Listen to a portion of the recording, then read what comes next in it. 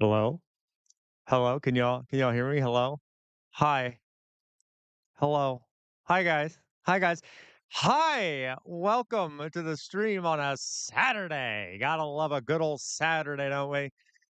Gotta love a good old Saturday. Hey, Dolly boy. Hey, okay. What do we got here? He is risen on the third day. Okay, anyway. Um, let me see who we got here. Who we got here? We got who all do we got here? We got Sir Bartholomew. Hey, Sir Bartholomew, first one in here. Hello, Sir Bartholomew. We got Matt Saigai. Matt Saigai is here, and also Matt Saigai just returning from a conference, I believe he was at. Um, his hedonic treadmill is here. Excuse me. Dolly Boy is here. Hello, Dolly Boy. Okay, hedonic treadmill, also called hedonic Samuel, is here. Oh, don't worry, hedonic treadmill. We're going to be talking about a drunk raccoon. Hello, Alyssa. Right, Alyssa. Do you like the stream title today? A little chaotic, a little chaos going on here. It was neutral chaotic or whatever. If we want to do a D&D thing. What else we got here? What else we got here? Tarbin, hello, welcome back, Tarbin. Welcome back, Tarbin. Hello, Moth.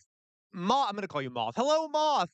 Hey, Moth, you made a stream. Fantastic. Very excited to hear that. Very max chaos. Okay, so hello, folks.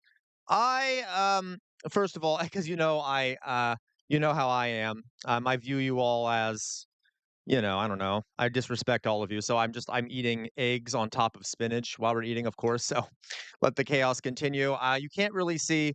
Um, is it Moth? Well, hello there, Moth. Everyone say hi to Moth. Moth is a former student of mine, a brilliant student, by the way, who's also an extremely good person. Um, and yeah, extremely good person. Moth is an educator, works, I think Moth still does, works with children who have who are on the spectrum, on the autism spectrum. Really good person, um, great human being. Uh, doesn't often get the credit they deserve for lots of things. So, hello, Moth. So glad you're here. Very glad to see you here, Moth. Welcome to the community here. Um, all right. So, of course, Moth, of course, I'm not going to tell everyone your name or anything, but I'm very glad to see you here, Moth, and I'm very proud of you. I hope you know that for all that you do, etc. Um, and I know my community is too. If my community knew you, they would also be very proud of you. But anyway, I just want you to know that. Okay. So I'm sorry, I'm speaking on all of your behalf, but trust me, you can trust me on this. All right. All right. So, okay, guys. So we have a lot to do today. Lot to do today. First of all, it is snowing outside right now. It is snowing significantly. It could be best described as a downpour of snow, okay? A downpour of snow. And I got a nice cute little blanket up here. Look, I got my little blanket covering myself because it's a bit cold. I'm still not feeling 100% great. Probably I don't know. Maybe it's the season, maybe I'm sick. Who knows? So we have a bunch of different things we're gonna do today. It is a Saturday, so we're gonna be kind of fun. We're gonna do some kind of fun stuff. Uh, we're gonna be doing a lot of fun stuff. Hello, Weirdomorphous Blob. As you noticed from the stream description, it's gonna be a bunch of different things, kinda chaotic. But we're gonna start with by doing something that a lesson that I would do with my students when I was teaching, um, that I think you'll all appreciate. I think you'll all appreciate. So let me just have a bite of my eggs and spinach, of course. That's a lot of eggs and spinach. Oh, mm, mm, mm. Hello, John Gray. Sorry, John Gray, I'm being rude. So, let me let's do that first, shall we? Now, I'm gonna put up the ignore that. We'll get to that in a second. We'll get to that other thing you just saw in a second. So, I'm sorry, John Gray.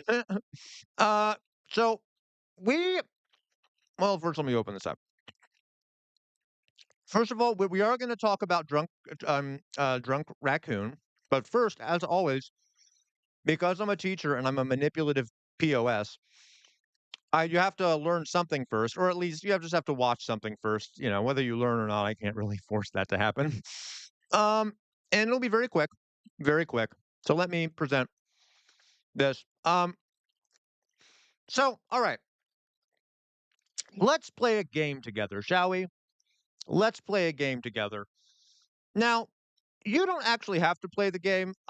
You can kind of play it by yourselves, or you can comment in the chat. But something that is very true, that I have found to be very true, is that a lot of people have a very distorted image of the continent of Africa. Right, right. Like, what are some things, and I know people might feel uncomfortable saying these things out loud. Anyone who does say something in chat about this, let's all just pretend, or at least assume that this person is referring to, perceptions that other people have had of Africa.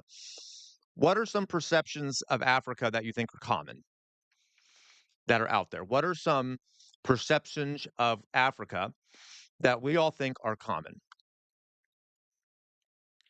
Um, and again, if you do say something, we're not going to think that you think this, but what are like some stereotypical perceptions of Africa? Uh, well, Sir Bartholomew, Africa, I should say. There you go, John Gray. Everyone is starving. There's a lack of technology, right? Okay, I know, Alyssa. Yeah, trust me, I know, right? Uh, okay. What other stereotypes? Like there you go, outer signal, a continent of extreme poverty, corruption, and war. There you go, mummified butterfly. The majority of Africa is quote unquote tribal, and emaciated, right? Okay. You all get the idea here. We're not gonna, beat a dead horse. You all get it. So this is something I would do with my students, and it's very quick, so you're not gonna have to like learn too much. But a lot of my students had that perception, right? A lot of because that's the image they get from the media. That's the image they get. A lot of them don't know much about Africa. A lot of them basically just know it as Africa, even though it's a massive continent with a mass variety of different ecosystems, peoples, languages, cultural. You see what I mean? It's a continent. It's huge.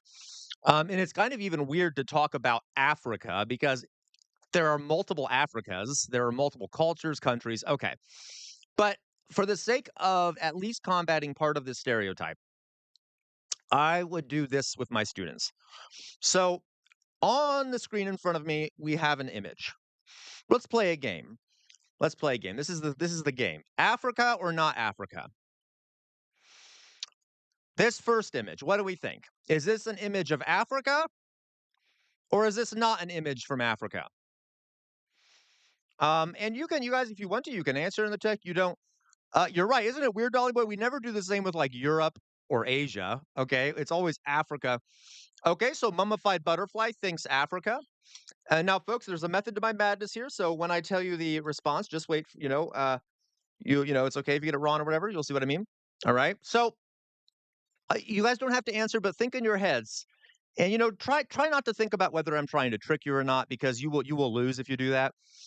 Okay, I'll give you the answer. This one is America. This is an image of Miami. Miami. All right. Yeah, it's Miami. Down in Florida, Miami. That's what this is in images. Yeah, Matt Saigai. Yeah. Weirdly enough, though, Matt Saigai, I think you would know this. People at least break Asia into parts, even if they kind of miss points about it. Like they will break the Middle East and East Asia and then Southeast Asia. I get what you mean, though, Matt Saigai. Okay. So yeah, this is Miami. What about this? Do we think this is Africa? Do we think this is uh, not Africa? What do we think? What do we think? I'll give you guys a second while I take another bite. Really good food. Gotta tell you. Um, John Gray says Africa. Anyone else? Okay. Well, I'll tell you what, folks. This is in fact Africa. This is Africa. Okay. Yep, mummified butterfly, Africa. All right. I'll tell you what. Most of my students would get that wrong. Okay. This is Africa. This is the capital of Nigeria. All right. This is Lagos. Or Lagos. God damn it. I should know how to pronounce this. There you go. You got it, outer signal. Okay. Uh, okay, fair enough, Fox Emblem. So, Africa. Do we see like people starving or a war happening here? And okay, anyway. Oh, really? So all you guys could tell because of the roundabout? That's interesting. I didn't know that was okay. Well, this is Africa. All right. Okay. Lagos. Thank you, Outer Signal. Thank you. All right. Okay. What about this one? Is this Africa? Now you see here an image of a bunch of folks. Um, you know, do we think this is Africa? Africa or not Africa? That's your grandma, Macy? What do we think? Oh, Fox Emblem? Okay, Fox Emblem says Mississippi. That's Georgia? Okay, John Gray. What else we got? Appalachia. All right. Okay. Outer Signal. Outer Signal is cheating, okay? Because Outer Signal is from Africa. Okay. So, all right. So guys, this is Africa. I got you. I got you. Ha ha ha. This in fact is Africa. Just to show you that you can have misperceptions about a continent. This is South Africa. There are a lot of white South Africans. A lot of them live in poverty. Okay, or some of them live in poverty. Okay, the outer signal. Okay, so these are impoverished folks from South Africa who are white. So this is in fact Africa. We get an image of Africa, of course, as only having people with dark skin. And yeah, I would say a lot of them do have dark skin, especially in sub-Saharan Africa, but not everyone. This is Africa. Yeah, yeah, Dolly boy. Yeah, the nonsense there, how Trump is letting white South Africans into the country, right? Mummified butterfly. Um, yeah, they're claiming there's a genocide against white South Africans. Yeah, yeah, yeah, blah, blah, blah, blah, blah, whatever. Okay, all that nonsense. Hey, Fox Emblem, I know. Kind of disturbing, right? As in like extreme poverty kind of looks the same in a lot of places. Yes, Macy, Dutch and English colonialism. Now, this is something you all could disagree on, but like, it's not these folks' fault that they're in South Africa. Yes, they're there because of colonialism and from a while back, but it's not like these folks are to blame for it. Okay, you see what I mean? But yeah, they are South Africans. Um, okay, so all right, so that's Africa. What about that? Let's go on to this next one here. And by the way, I'm not going to be biased here either. What about this? Do we think this is Africa? Where do we think this is? This isn't this pretty? I just love the blue. Do we think Africa or not Africa? Africa or not Africa? Hmm.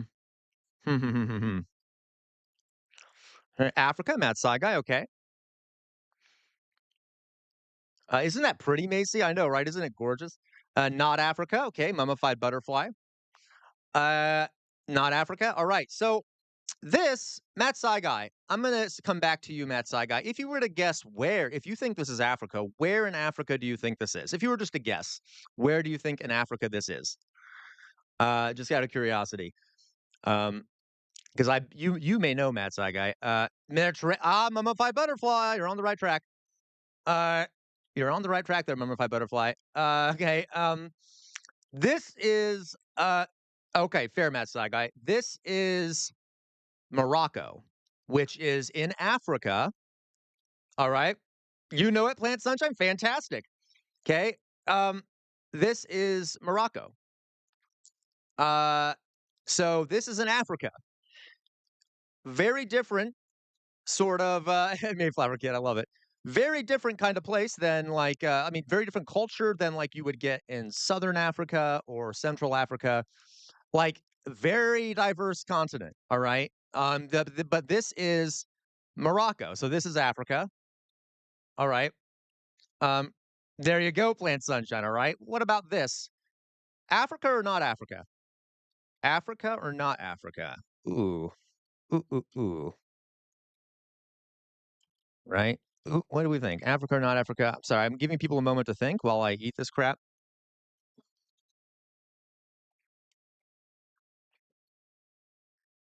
Uh, um. So maybe Matt Saga. So you say not Africa? Okay. What do we think? So you think African mummified butterfly? I feel so bad, mummified butterfly. You've been brave. You've been the one to come out and actually say what you feel. Um, okay. This is in fact the UK. So this is not Africa. Uh, I think this is actually like the place they used for a lot of the Harry Potter things. Yeah. Okay. But I really appreciate you, mummified butterfly, because anyway, thank you for being brave there, mummified butterfly. But yeah, so this is absolutely not Africa. All right. Regardless, you know you're and I added this because I know there are a lot of people from the UK here. Okay, what about this? This is a pretty famous photograph. Is this Africa or not Africa? Africa or not Africa? Now, I know it's this is from a series of photos. I believe the name of the photos was poverty or something like that. I can't quite remember. You say not Africa, John Gray. Okay, not Africa. Not Africa, says Alyssa. Macy says Italy, so you say not Africa. Gotcha. Okay. Not Africa says Plant Sunshine. Not Africa says, okay, looks like you're all agreed, and you're correct. This is Mississippi, which is what Fox Emblem said earlier. This is an American, African American woman living in poverty in Mississippi in the United States. She still has, you can notice there's bare concrete on the wall behind her. She doesn't have any carpeting. It's a wooden structure, open light fixtures, not much safety there. Okay. This is American poverty. All right. American poverty. This is not Africa. This is America. But she definitely has a lot of really cool. I know. By the way, maybe I'm being selfish here. I just want to try her cooking because I bet this woman knows how to cook up a meal, right? Like Jesus Christ. I bet her grandkid. If she has grandkids, they know where to come to get the best food. But anyway, okay. So this is not Africa. Okay, this is America. All right. Okay. Yeah, those are some cast irons, are they not? But great photograph though, right? So not Africa, this is the United States. What about this? What about this? Africa or not Africa? Well, Africa or not Africa? What do we think? What do we think? Just say what you think. I mean, think what come into your mind what you think in your heads, all right? Like this is it's okay if you don't try to decide if I'm trying to trick you or not. Just what comes to your head, do you think it's Africa or not Africa? Okay? Uh yeah, absolutely, Adonic treadmill, okay? Um, and I don't know if anyone in the chat will tell me for this one because it's a tricky one, right? Plant sunshine. And I know one of the reasons why people might be kind of concerned to actually say to me why you think this is not Africa or Africa. Hey, thank you, Hedonic treadmill. You say it is Mississippi. Plant sunshine says not. Okay, I'm sorry, not Mississippi. You say Miami. Okay. All right. Now, I this one, okay, is in fact not Africa. These people are not Africans. These are not people in Africa, nor are they Africans. Okay. I got you too, outer signal. Yeah. Okay, I'm sorry. I feel victorious now, outer signal. Okay. These are people from the Andaman Islands. The Andaman Islands. Um, I think the only one who got it right that I saw was Plant Sunshine. Okay. Andaman Islands, which are in Asia, actually. I'll show you here of where they are. They're off the coast of Myanmar. They're right over here next to India. Okay.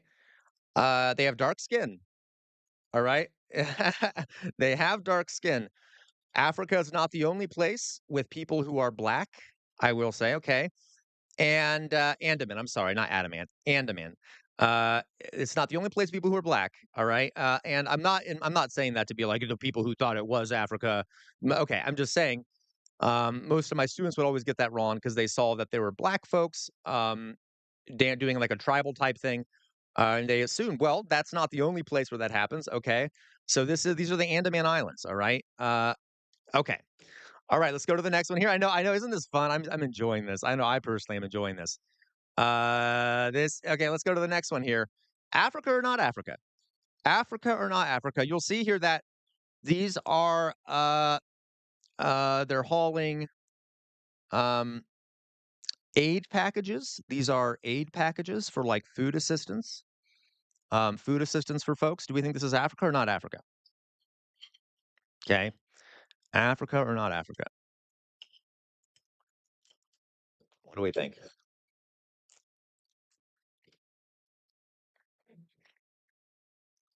John Grace is Africa. Sorry, folks, I'm trying to not Africa, says mummified butterfly.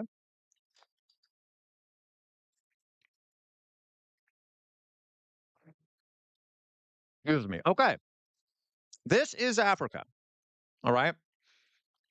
This is Sudan. I'm not trying to hide the some of the struggles that people on the African continent do face. This is Sudan, okay, which is currently going through a horrific genocidal civil war. Okay, people are on the verge of starvation there. Okay, so again, I'm not trying to white or hide the fact that there are places in Africa that are struggling for various reasons. Okay, but this is in fact Africa. This is Sudan, and we should never forget that there are people who are in fact suffering in places like Sudan. All right, so this is in fact Africa. All right. What about this? Africa or not Africa? Africa or not Africa? Um, this one. Well, we'll see what you all think. Africa or not Africa? Okay, Jonas, you say Egypt or Libya. Got it. Okay. Mummified butterfly says Africa. Okay. John Gray says not Africa. Right. So, sorry, I know I'm going too slow at this point, but this is Africa. This is Africa. Um, yeah, the Sudanese are fantastic people. Plant sunshine. This is Africa. You have to understand, folks. There are, as I said, there are different parts, and for those, a lot of the folks here in chat, some of whom are actually from Africa originally. Um, this may seem weird that I'm explaining this to you, but you have to understand there are a lot of people out there who don't understand that there is like sub-Saharan Africa, and then there's Mediterranean Africa, and that there are a lot of Arab folks up in northern Africa, many of whom are Muslim. There are different cultures within Africa, very diverse. All right, you have sub-Saharan Africa, which is much different, for example, than Northern Africa. And then you also have like places like Nigeria, which has had sort of a combination of both nomadic Arab folks, or not necessarily Arab folks, but okay, it's a mix, right? So this is Africa. There are Arab folks in Africa. Actually, I'm not even. I don't even know if this guy's Arab. Um, he could be a Berber or like I'm being kind of stereotypy there, but a Muslim guy in northern Africa. Okay, there's a lot of desert. Yep, outer signal. Genetic diversity in Africa is the largest in the world. Okay, absolutely. What about this one? Africa or not Africa? Africa or not Africa? Yeah, you're right, hedonic treadmill. A lot of folks seem to forget it's a whole continent. You're totally right, hedonic treadmill. It's one of the things that annoys me the most, which is why I'm like hitting you over the head with it, everyone.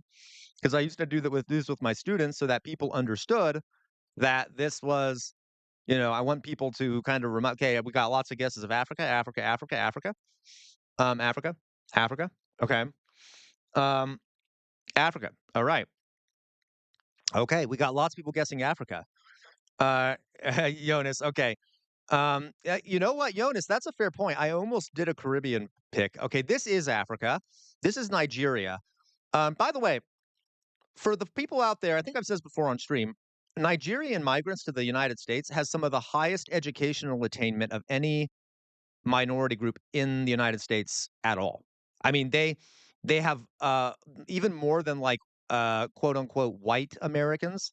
Nigerian Americans have a much higher percentage of PhDs and master's degrees than almost any other, if not any other, minority group in the United States. Um, many Nigerians are very educated. Does that mean that everyone in Nigeria is super educated? No, of course not. But my point is that uh, we also get this idea that a lot of Africans are undereducated. And yeah, there are problems with that. I'm not saying there's not, but that is sort of a stereotype, right? There are some very good school systems in places like Nigeria. Not all, now, obviously, they can be massively improved, just like in anywhere. But um, okay, so this is Nigeria, right? Look at, I mean, and it's not like, and again, I'm not trying to seem beat a dead horse here, but look, this is a science class. They have all the equipment they need. It's not like they are deprived in this particular school. All right. So, uh, okay. No, that's so annoying, Yona. That's really dumb. Okay. Uh, oh God, I remember seeing a TikTok where a lady was reacting to a white mother saying a microaggression is to presumably adopt black. Oh, that is interesting, mummified butterfly. That is super interesting. Okay. That's actually a good question. Is that?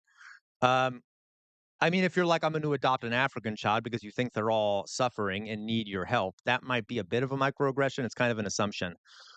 Um, okay. Well, let's see here. Sorry, I'm just going back up here. Oh, that's so I didn't. Oh, sorry, Jonas. I just missed that. A lot of people forget East African are genetically diverse. Thank you, Jonas. Yes, that's my whole point, right? Okay. Um, I'm trying to make sure I didn't miss anything. Okay. Uh, let's go on here. Let's go to this next one. Africa or not Africa? Africa or not Africa? This is a suburb, right? Nice suburb. Oh my God, Mummified Butterfly, that's awful. Okay, John Gray says Africa. John Gray says Africa. Africa. Okay, we got a lot of people saying Africa.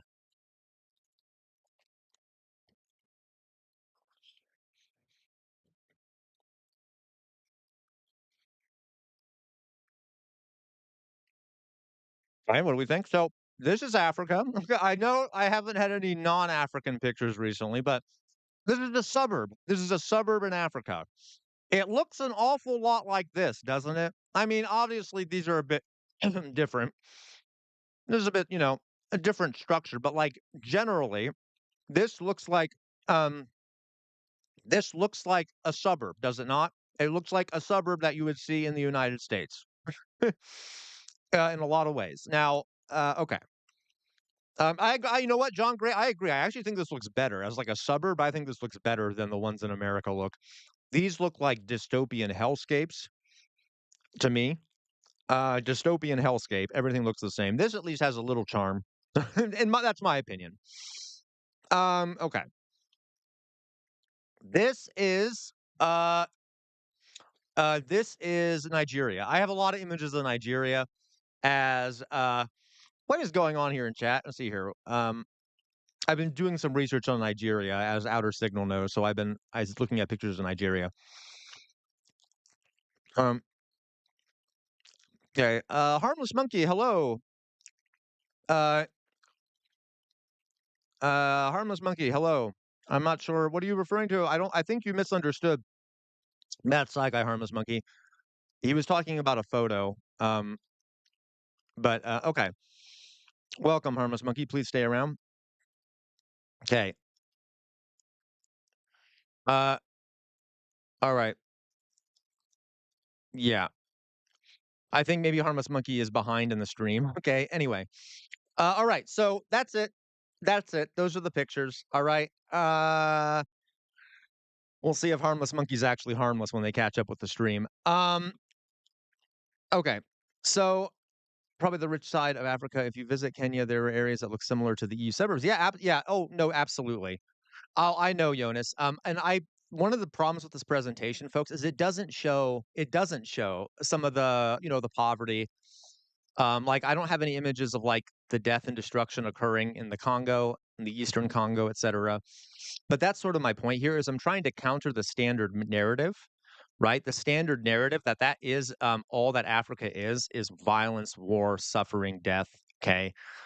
It's a massive continent.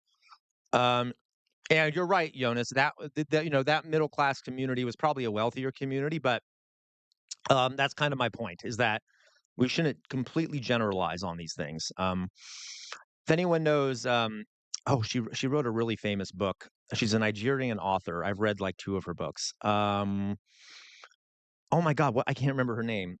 Achebe? Uh, crap. Well, yeah. Oh, I know, Jonas. Well, that you're right. You're totally right. The Congolese, there's a lot of elites in the Congo who are basically extracting from their own people and are deeply corrupt. There is also, I'm sure you know, Jonas. Thank you. I love her, Outer Sentinel. Anyway, well, I'll tell you that story in a second. It is also out. It is also imperialism, Jonas. Like it is also outside powers trying to gain the resources in the Eastern Congo. It's also some neighboring African countries who are seeking to attack the Congo for their benefit. It's a very complicated situation down there. Uh, but again, only and the same like Somalia, for example. I'm just trying to think of other. There's a lot of issues in Somalia with state building and things like that. But that is not the full story of the whole continent of Africa, of course. And of course, the Somalian people or the Congolese people or whatever are not really to blame for their problems. I mean, maybe their governments might partially be to blame, but Europeans and Americans are also largely to blame. There's a bunch of things. Okay, maybe we'll talk about it sometime. That's like where is this, by the way? This I believe I don't remember. This is in the United States. I can't remember where this image. Okay. I didn't even mention that. Going back to what I was saying, that famous author that I really like. Um, uh, Forgive me, outer signal. God, I'm going to embarrass myself. Adichie. She famously said that like when she went to the U.S. Um, Jonas, I love it. I love it. Okay. About the bribery. If you go to Adichie, she wrote a very good book. And she talked about everyone gets blame, right, Doug? Okay. The She wrote a very book where she talked about how she went to I think it was the United States, either that or it was the UK, and she her roommate was a white girl who basically said to her, uh, they were talking about music they like, and the white girl said to her, "Oh, you should show me some of your tribal music." And it turned out that Adichie, you know what she actually had on her iPod? Mariah Carey. But I think that's, like, real funny, like, this idea of this person and this roommate ended up being a really good friend of hers and stuff, but, there's this limited view of Africa, right? Okay. Um, and there's a lot of racial aspects to that in terms of biases and things like that, but okay, so I just wanted to show you all that, kinda maybe, try to rework your thinking of Africa a little bit. Um, Adichie. Adichie? Adichie. God, I'm such a POS guy. I need to get better at doing this. Okay. I'm trying to do this whole thing on not being an idiot and being ignorant, and yet I can't pronounce a single name I've read. Okay, anyway. Thank you, Outer Signal. Okay, guys, so that's it. That's that. That's that. Just wanted to do that real fast. All right. Let's talk about something fun, shall we? Hopefully, Outer Signal and I will do a video together soon, maybe on Nigeria or something, since I'm learning more about it. I know, John Gray. We're trying. We're trying to get more cultured. Uh, that's a good point, Outer Signal. You're right. But it's always embarrassing, Outer Signal. When I'm like, "Ugh, okay. All right. So I wanted to. What was I going to say here? Oh yes. First of all, folks, I didn't say this. You notice I already have the jester hat on, and I already have the um uh thank you, John Gray. That I have the nail. I have the jester hat and the collar already on because I really need to paint my nails, folks. Like I need it for my mental health. There you go. Absolutely. Outer signal. Okay. Hello, Drizilla. Okay. So because of that, I have a 10 super chat goal. If we get to 10, we will do a game. All right. It'll be like a food identification game. It'll kind of be like GeoGuessr, except we have to guess the food, which I thought would be kind of fun. In the meantime, every $2 I get, you get to choose a color for one of my nails. I need to paint them. I need to paint all 10, so we need to get to 10. And then, which is also therapeutic for me. So if you want to help my mental health, you should donate. Okay. Yes, I'm monetizing my mental health for the sake of the stream. And then, if that includes over on Twitch, if you're on Twitch, if you donate 200 bits or do an Amazon Prime subscription or any sort of subscription, that'll count and you'll get to choose. Okay. All right. So that's what we're doing. Let's go on now. Now, I think you all may have noticed here.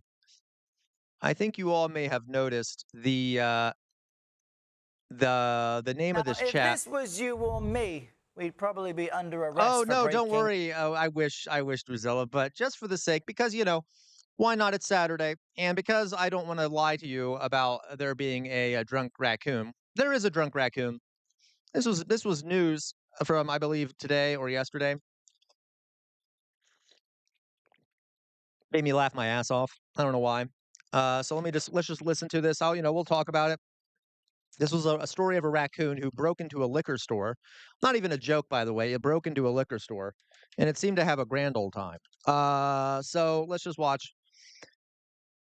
For those, by the way, okay, here we Now, go. if this was you or me, we'd probably be under arrest for Right, breaking and Chisu. entering, destruction of property, Look theft, at him. and Look at public him.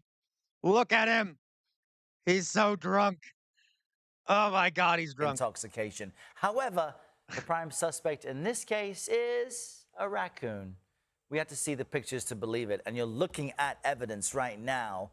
You see the little guy there, passed out? He was in the bathroom, clearly regretting his life Oh my God, that's so funny to me. Oh my God. choices. Okay. This happened in Yeah, Virginia just on look at Saturday. him. An animal control officer said this That's true. Thank you, Jonas, for the super chat. Really. Do you have a color preference, Jonas? Green, pink, orange, red, purple, or gray? Or you can also do my choice if you'd like to. Okay. Is it a week old Mayflower? Because this I thought this was like I thought this was oh, you're right, it was from 10 days ago. Oh, I thought it was from recently. I only just saw it today, but anyway. Purple, thank you, Jonas. Okay. raccoon Yeah, he's so broke hammered. into a liquor store and got into the scotch and whiskey on the bottom shelf. You know what? I've done the Oh, same he has a thing. good taste. She described his As long as he's not getting into the Jägermeister, in which case we know he's a little Nazi. Anyway, okay, I'm just kidding. For people who like Jägermeister, forgive me. actions as a full-blown rampage, but the raccoon was released into the wild on personal Aw. recognizance, which seems to not make too much sense, but what a mess. There you go. So I Oh, okay. already Anyway, talked there on you go. So, folks, Patreon. we do have we do have drunk raccoons. Okay, so yes, that was literally a drunk raccoon. I see. I don't lie to you. I don't lie to you in my stream titles. Let me just paint this nail here real fast. We do have a drunk raccoon. All right, there was a drunk raccoon. Um, and you gotta love a drunk raccoon, right? All right. Thank you. Yes, I got one nail painted. Fantastic. Ooh, pretty purple. Boys, it's snowing, guys. It is super snowing. Really? Oh, Doug? Okay, that's hilarious. All right. So let's talk about some more, folks. Let's talk about some more. Oh God, that was so therapeutic. Thank you, Jonas. I just like it's weird. I paint my nails and then I often like get rid of the paint like a day later. It's kind of sad why, because I also don't really like going out to public with painted nails. I shouldn't be nervous about it, but I still feel nervous about it. I don't think people would care. But anyway, but I still like painting nails. It's just enjoyable to me. But I almost always like get rid of it pretty quickly. But regardless, it is therapeutic for me. I like painting my nails. Okay. Um, so all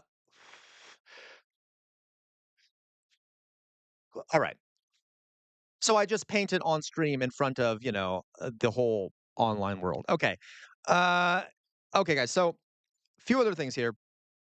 Um oh no, you're totally right, Jonas. But I don't know, Jonas. And that's why I'm like, it's kind of irrational because there are a lot of younger people who doesn't matter if you're gay, straight, whatever, bi, they will paint their nails. But maybe it's because I'm older. I still have a feeling in the back of my head like, no, I don't want to attract that attention. But it's not the end of the world. I doubt it would cause any issues if I did. Maybe it's my own personal thing. Okay. So Uh, all right. So let's go on to the next one here. We have a few videos to watch. I've lined up for us. Um, First of all, I George, this we we have have this little horrifying thing that I thought you'd all find amusing. Right. So this is there you go, John Gray.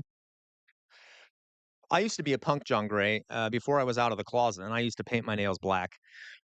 There, exactly, AMA. That's my thought.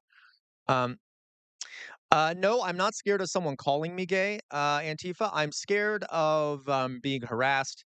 Well, let's put it this way. Like, I don't care if people yell at, like, say things to me, but it is annoying. I just want to like, if I go out into public, guys, this doesn't happen much anymore. I might be exaggerating a bit, but like, I just don't want to be bothered. Okay, so that's why I have no issue with it. Like, I doubt anyone would say anything anyway. But it is Ohio. I am in Central Ohio, so it's it's an urban area. It's not that big of a deal. But just in case. Um, okay, Plant Sunshine. Thank you so much, Plant Sunshine, for that super chat. Plant Sunshine. What color? What color should I do? Um, That's a good point, Doug. How dare you, Doug? But that's a good point. Plant Sunshine, would you like orange, pink, red, gray, green, or blue? Do you have a preference? Okay. Hello, AMA Gaming. Macy, I am not from a small town. I'm from a suburb. Suburban guy. Classic, right? But I am, but still, I don't know. It, it's not something I should be nervous about. Let's put it that way. Um, okay. So, oh, I have pictures, John Gray. Maybe I guess I'll show you Punk CR sometime. Punk CR. Gray, thank you. Plant Sunshine, love it. Okay. I know it's bad, Macy. Suburban Life. What do you think the reason? I'm sorry. I know I'm stalling here, folks, because we got a video to watch. But Suburban Life is one of the reasons I got radicalized because Jesus Christ, folks, you live in a suburban area and you are anything other than a cookie cutter. Uh, you know, you're gonna maybe have some issues. So, uh, yeah. All right, there we go. Gray, thank you very much. Plant Sunshine, thank you very much. So let's go on here. Um, this is Glenn Beck. Now, I'm sure all of you love Glenn Beck. I'm sure you're all massive Glenn Beck fans. For those who don't know who Glenn Beck is, he is right winger, a right winger, an American right winger who used to have a big show on Fox. Okay. Uh, do people Oh, Jonas, great question. Okay. That is a phrase. That is a phrase, a cookie cutter, as in everyone is the same. Everyone kind of acts the same.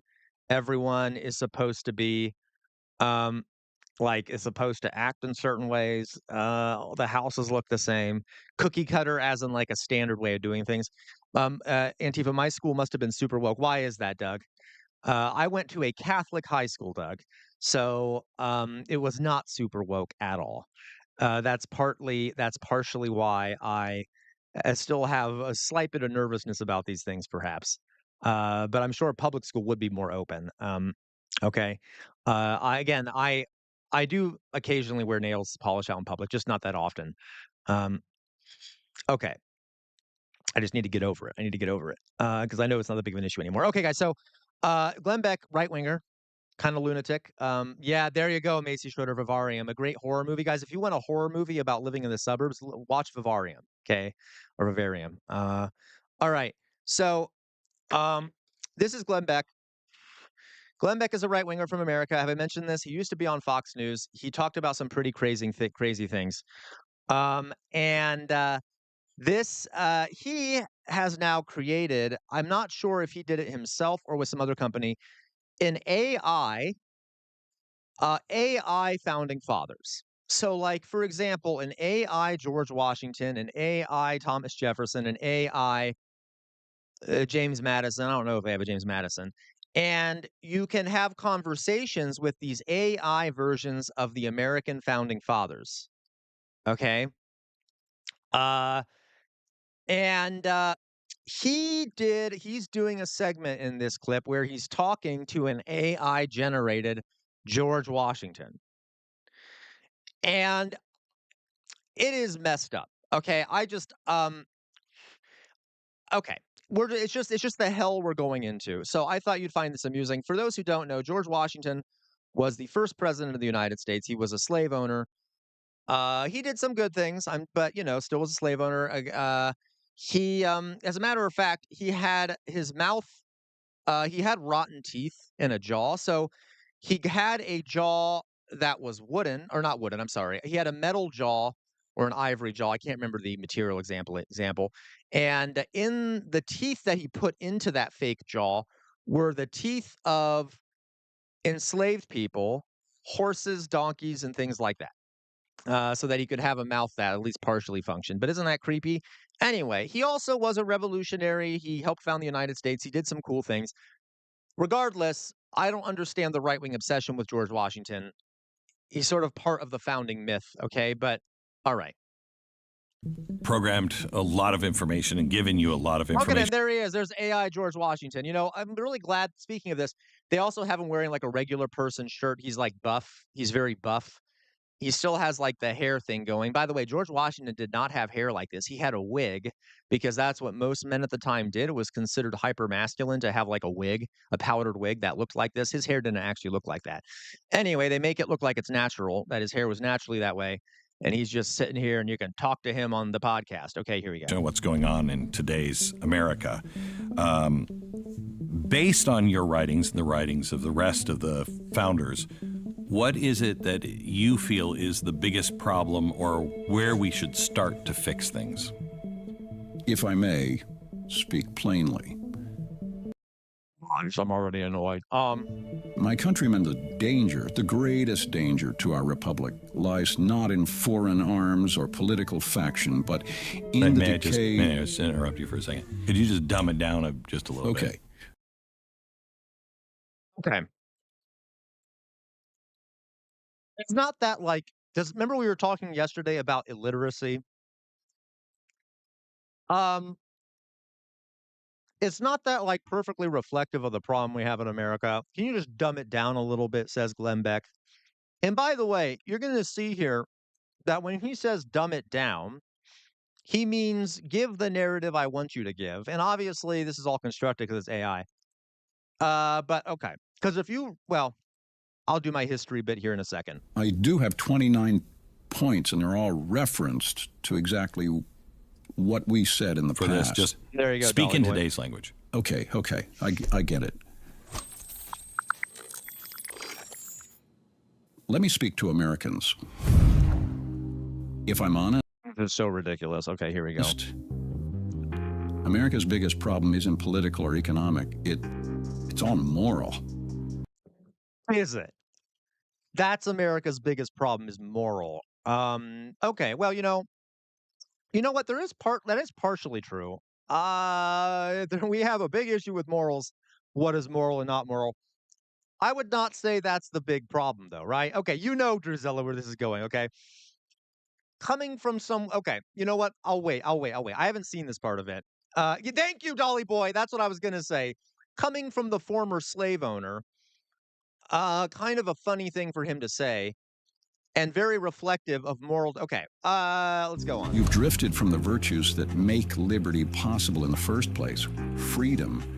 To be free, you have to have discipline, you have to have faith, you have to have character.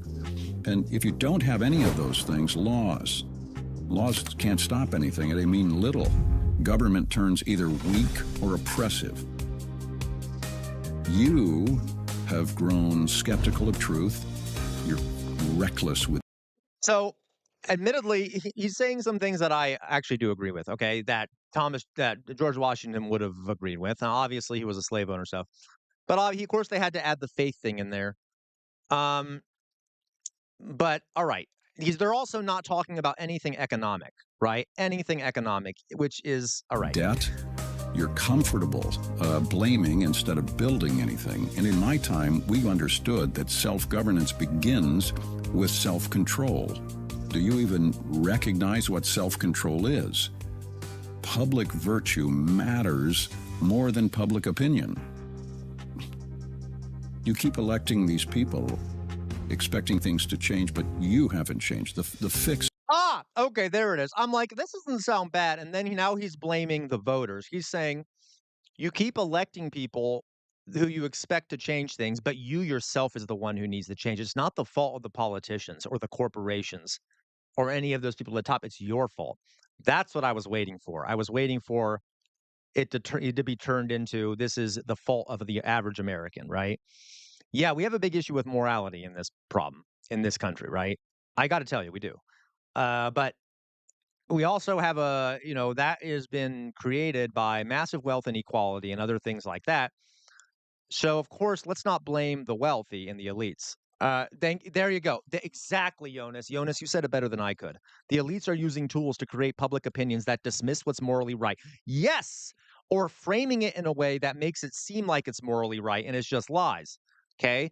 All right. So, okay. is not going to be found in Washington, D.C. It's going to be found in every home, every school, There it every is. There we go. Okay. Yeah, it's not what that Washington, D.C. isn't the problem. It's all of you. You all need to work harder and be better. heart. Okay. You know, where are the citizens who value duty over comfort, principle over popularity? America was built to be a moral and self-governing nation.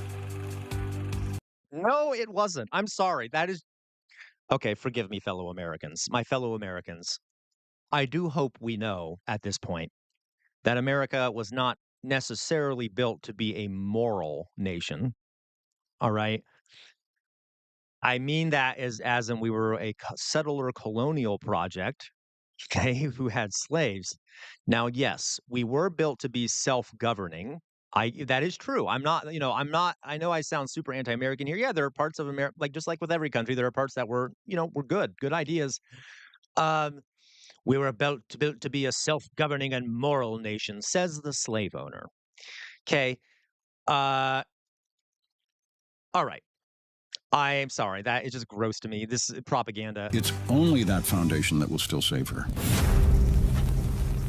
There you go. And that is only a part, apparently, of this interview he does with the AI. Yes, absolutely. Yep, absolutely, Jonas. Yep, Jonas, you are so right. I'm glad you brought that up. Maybe I'll have my dad back on at some point to talk about this. My dad will be back on at some point. Yeah, the initial phase of the American experiment failed. We had a document called the Articles of Confederation that was way too weak, and so there was practically chaos going on in the country. So they had to come back together to write the Constitution because the first one failed miserably. And it was because we had a stronger government that the country was able to actually succeed and not break into chaos, even though there was a civil war later. Okay. All right. So I just saw that. I thought I thought we'd find that amusing. So this is the kind of slop they're putting out now. And I don't know if you guys have seen the one with John Adams saying facts don't care about your feelings. John Adams, facts don't care about your feelings. That was another AI generated.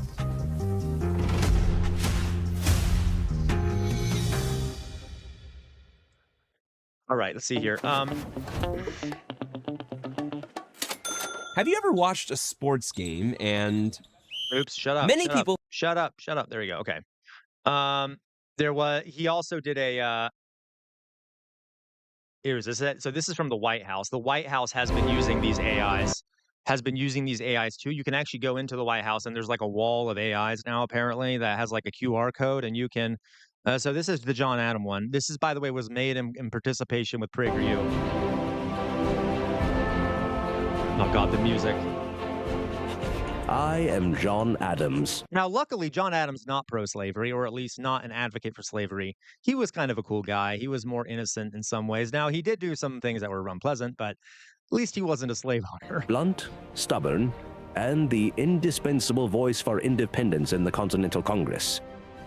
He called me up. As a matter of fact, he got into a fight with Southern representatives over slavery. Like, he would yell at them, and they almost got into a fist fight in the Congress. Anyway. Noxious and disliked. I call it telling the truth. Facts are stubborn things. Here we go. And whatever may be our wishes or inclinations, They cannot alter the state of facts. He was very much obsessed with facts, which the right wing is not. In other words, friend, Here we go. facts do not care about our feelings. Okay, so there's the right wing framing there, which is hilarious to me, because you know what's interesting, folks? Yoda. Okay, whenever a conservative says facts don't care about your feelings, it is hilarious because they are the ones who only care about their feelings and don't care about facts. I mean, think about it. They are the ones who like get up in arms if you state a fact about something and then claim that you're stating a feeling when you tell them they're wrong. So it's just like projection to be like, facts don't care about your feelings. Because that's just what they say to cover up for the fact that they're super emotional and don't have any facts on their side. Right? Okay. Yep. So I just hilarious to me. Anyway, I got off track there. So there we go. That's another little video I thought you all might enjoy. Let me go back to my thing here. Hey, Mithril, welcome, Mithril. Glad you're here. Yes, you're a smart guy. That's like, please like the stream, folks. It'll help the channel. Okay, it'll help get more people in here.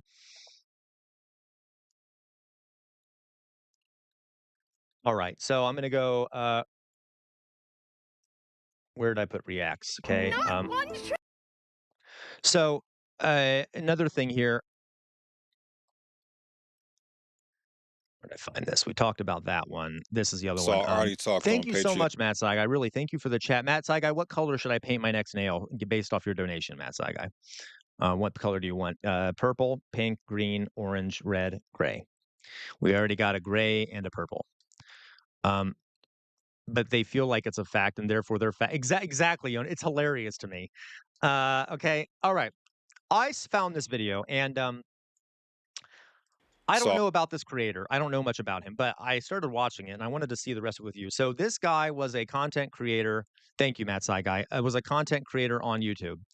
And what he has started doing is he wasn't making enough money on YouTube, so he started getting jobs. And now he's been documenting his journey attempting to get jobs and then quitting the jobs because of how horrible they are.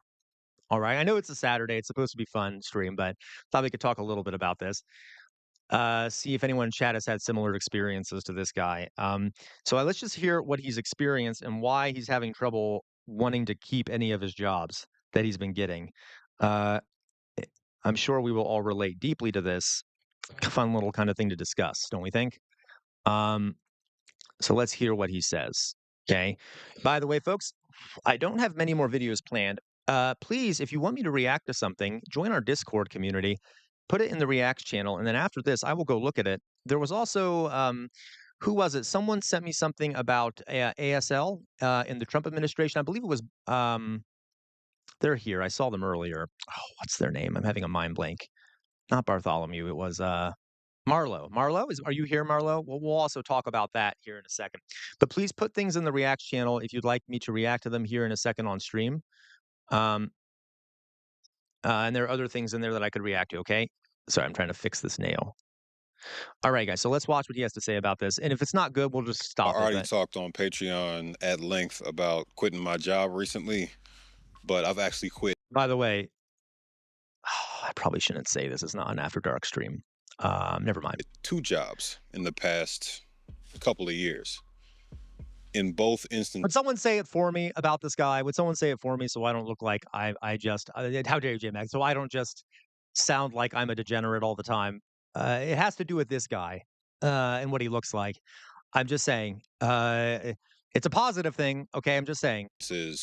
it was the same thing that drove me to I know, making J-Mac. that decision. And in both cases, the decision was pretty sudden.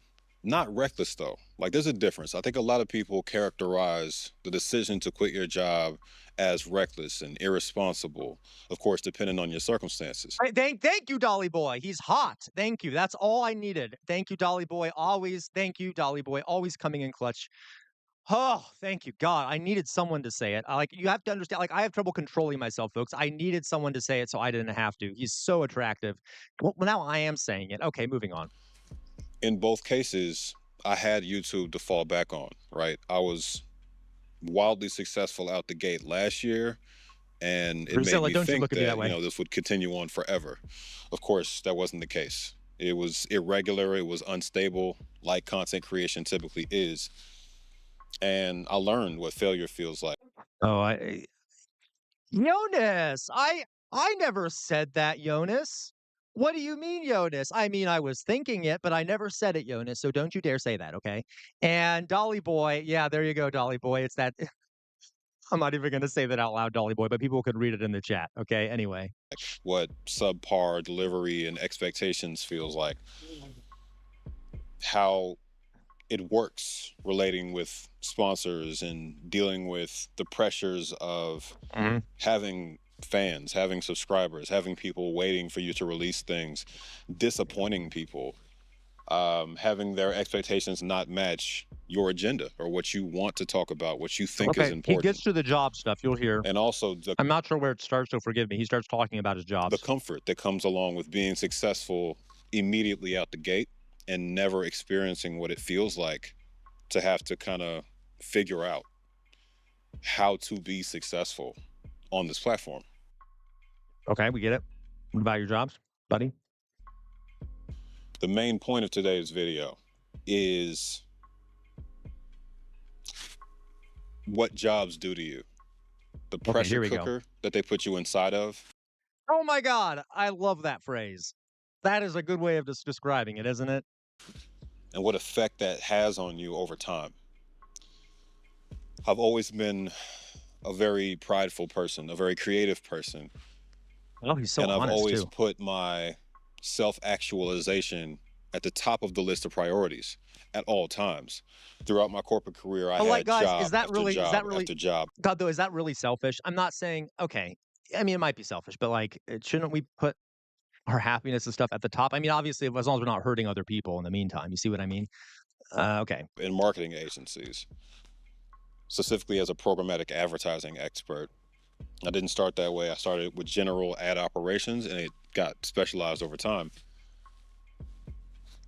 But throughout that entire journey of doing those corporate jobs, from my 9 to 5, I would do that. And from 5 to 9, or realistically 2, 3 in the morning, I worked on music. I worked on marketing, learning Photoshop, learning Pro Tools, eventually picking up a camera to do my own music videos and do that for other people and clients. And so that parlayed into me becoming a professional in two things: making music and making videos. Okay, folks, I really want to get to the point where he talks about the jobs he worked. To the planet as a whole and to the people you're around in your community. It makes you juxtapose that against what's allowing you to stay alive and what pays your bills. There we go. Most people never escape that tug of war, right? It creates pressure, internal pressure, that is never able to be released. Oh my God, he's so right. Guys, who here has ever felt like you would quit your job and do something you love if you could, but unfortunately you need to survive and it's too dangerous to quit the job and to try something new or try something that'll make you happier or allow you to express your creativity because you need that job to survive. And then you get stuck in this cycle of always feeling like you're never going to be like you want to do something else, but you can't and you're stuck. Opinion is the reason for a lot of the rise of the red pill, the rise of the black pill, the rise of people. Oh my God, he's so right. Getting completely tired and wiped out by this system and lashing out at everyone around them and everything around them.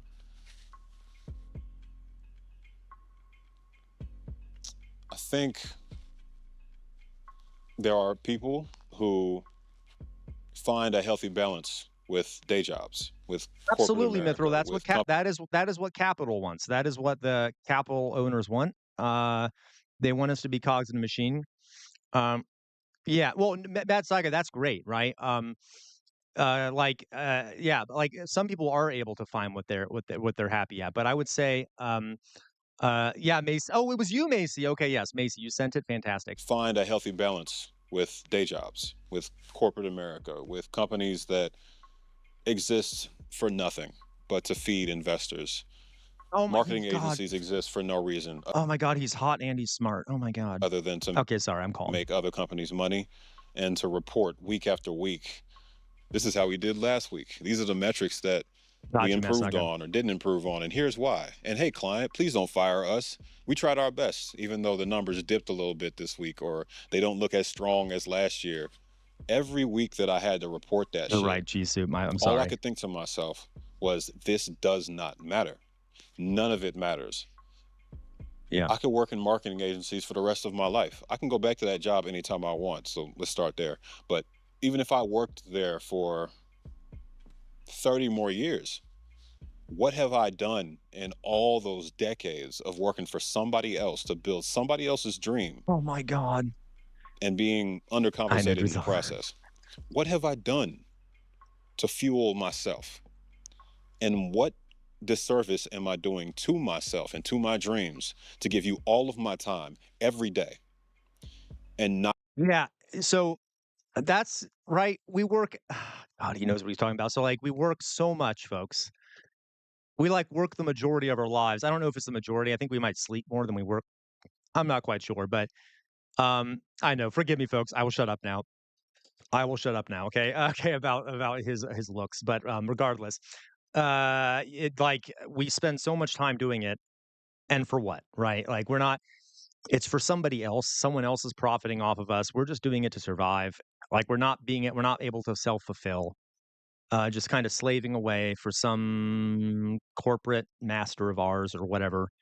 Um, uh, okay. So give it to myself. The past 6 months of having a full-time that's job, possible, Matt Saigai.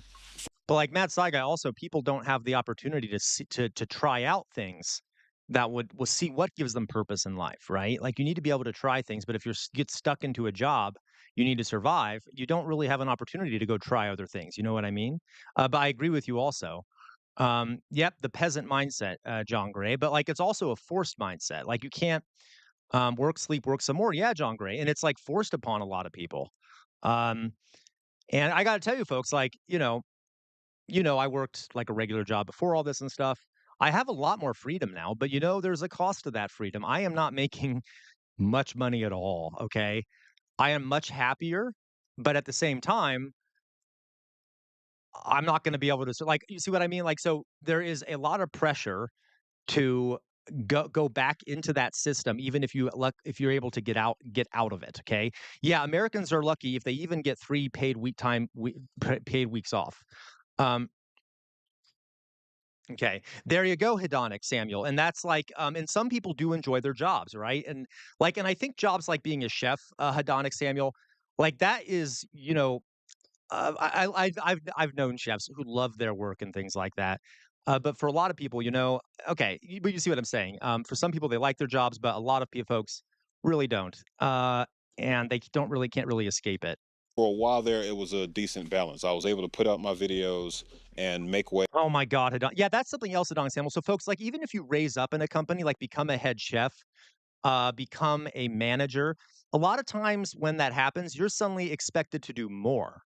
Like you're expected to do a lot more. And so even if you start making more money and you get a position of power, suddenly you're even more at the beck and call of the company. So you lose even more freedom, even if you're making money. So then like then what's the purpose of making money? Because then if you don't even have more freedom, okay. Uh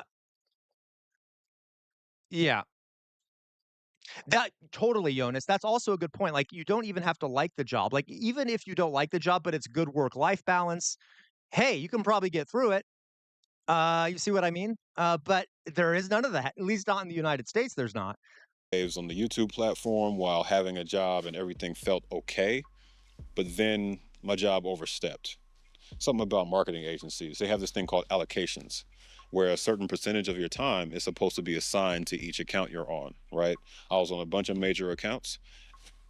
And the thing that shifted is that my allocation for one of my accounts, which is over major clothing brands like K&G, stuff like that, Men's Warehouse, Joseph A. Bank. I was working with that client, and all of a sudden, not only am I not doing my core job function, I'm switched to like social marketing, which I don't want to do. I don't like social media. I'm gonna make a whole separate video about social media and why I'm not on any of the short form platforms anymore. I'm only on YouTube. Another topic.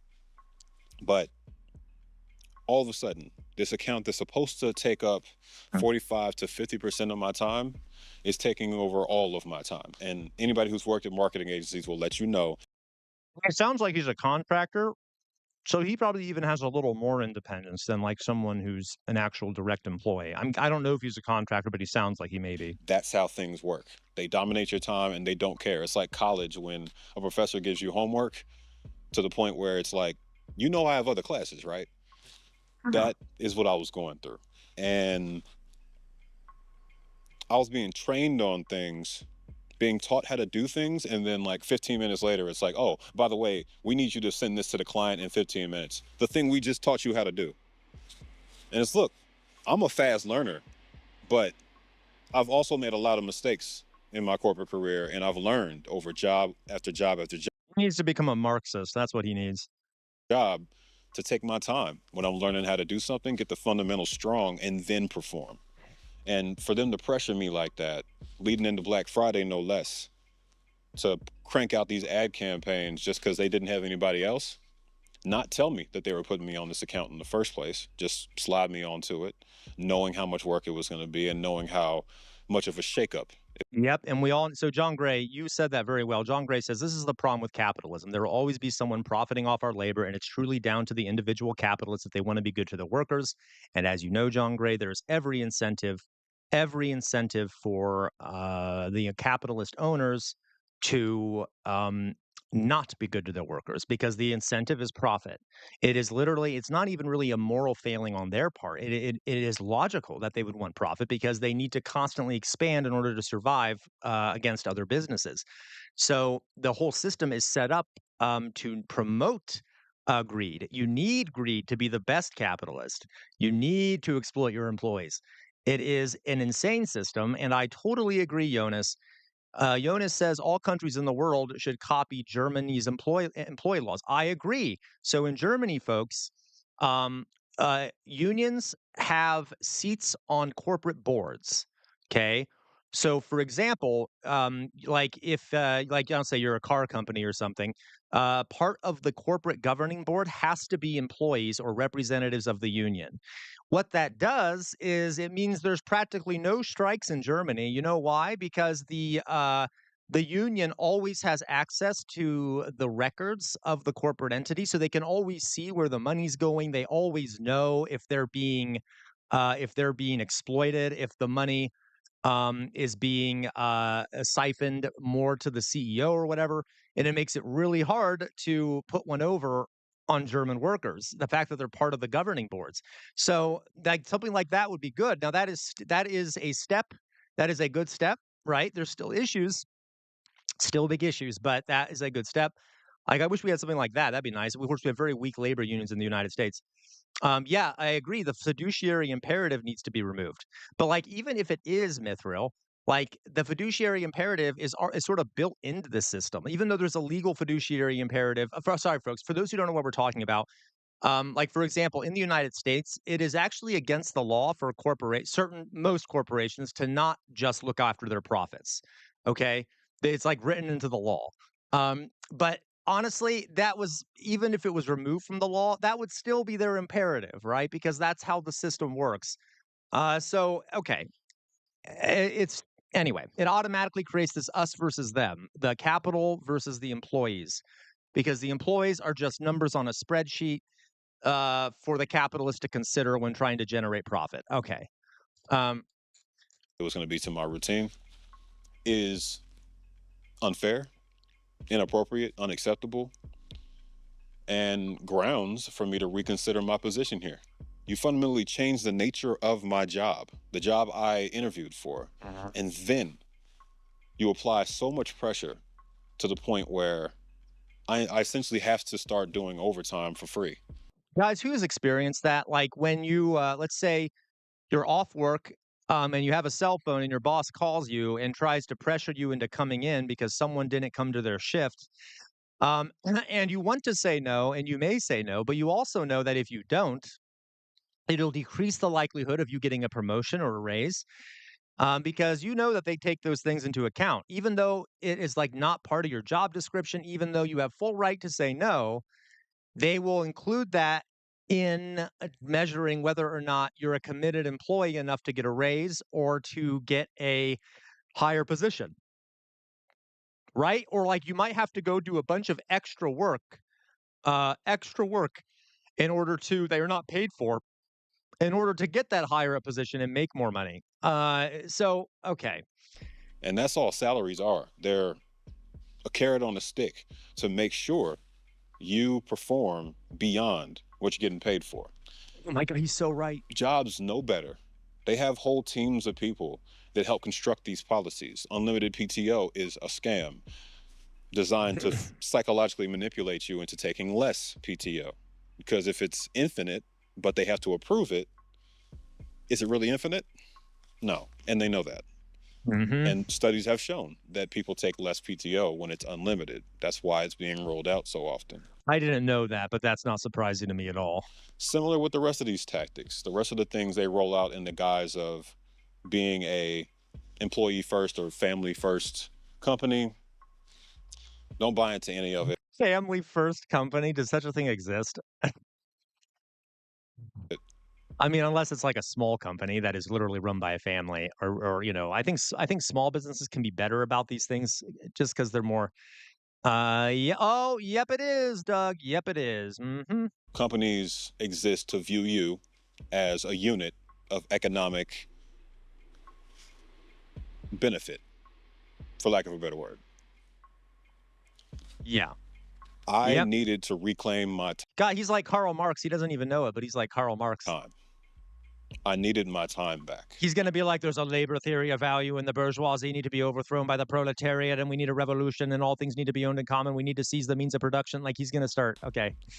If I'm going to be underpaid and have to depend on myself anyway to make ends meet, I would rather go all in on something that I control fully and that I Me too. That's what I'm trying to do here. Like, I get it. actually care about and that I feel makes an impact on people and that people have told me makes an impact on them, than to waste away literally the most important, most productive hours of every single day for y'all. Mhm. You are not worth it and you do not deserve it. I'm not even gonna go all the way into the passive aggressiveness and the pettiness and coworkers going behind my back to snitch on me in my first week on an account. I hate that. I hate coworkers who okay, has anyone ever had a coworker who's, like, super obedient to the authority figures and is like the pet? Um, is a traitor in my opinion. I can't stand that. I can't stand that shit. For not doing something at the time they wanted it done because I'm trying to be careful and I'm trying to be thorough. I'm tired, bro. I am more qualified in more areas of life to perform more tasks than everybody at this company. I'm not even bragging on myself. It's a hard fact. I have more skills in more areas than everybody I've ever worked with. And so for me to take that on the chin week after week after week, month Yeah. after month, year after year, there is a breaking point. And I am always a person who bets on themselves. I always have been. And that doesn't stop now. So it took one meeting where I was being reprimanded for something somebody snitched on me about Thank you so during the much, first week Jonas. on my account. Thank you. And in the middle of that one-on-one meeting I'm with gonna use my red. Is that coach okay, slash Jonas? supervisor, I know I'm not asking you, Jonas, but I kinda wanna use red. Do you mind? You can choose a color though, Jonas. I was like, you know what? I'm quitting. This is my last day. Good for you, And man. Like, liberate yourself, seriously. of course, I get the ramifications of that decision, so I sat with it for a little while. I didn't move immediately, but I gave it about 15 minutes. And Real I had a fast here. conversation with my mom. I am not a big fan of I am not a big fan of Michel thank you, Jonas, of Michel Foucault. Well, we'll talk about his beliefs sometime, but regardless, I'm just saying that for people who know whose argument I'm using here. but he does have some really good points. One of the points he has is this, right? Uh, for example, slavery, chattel slavery, like it was practiced in the United States and the Caribbean and South America and stuff. You have enslaved workers who you brutally use violence against, fear, intimidation, to keep them working for without wages. You provide, like, basically, like, I don't know, housing, I guess, or food, but like it's not like real housing or food. It's just kind of, at their whim, and they can even kill you if they want to. They legally can. And historically speaking, over time, like, public displays of violence became very un politically correct, because as societies became more quote unquote democratic, uh, people didn't want to be seen being the ones to do violence, because they'd be considered the oppressors. If you were seen to be doing violence against average people or people beneath you, you'd be viewed as an oppressor. You would lose some power. You'd lose the respect of your peers and things like that. So what happened over time is that in liberal societies, so things like slavery evolved into non-direct uh, violence. So the violence is still there, but it's hidden so that it doesn't make elites look bad, and it doesn't publicly humiliate people who are doing violence. All right. So what do I mean by that?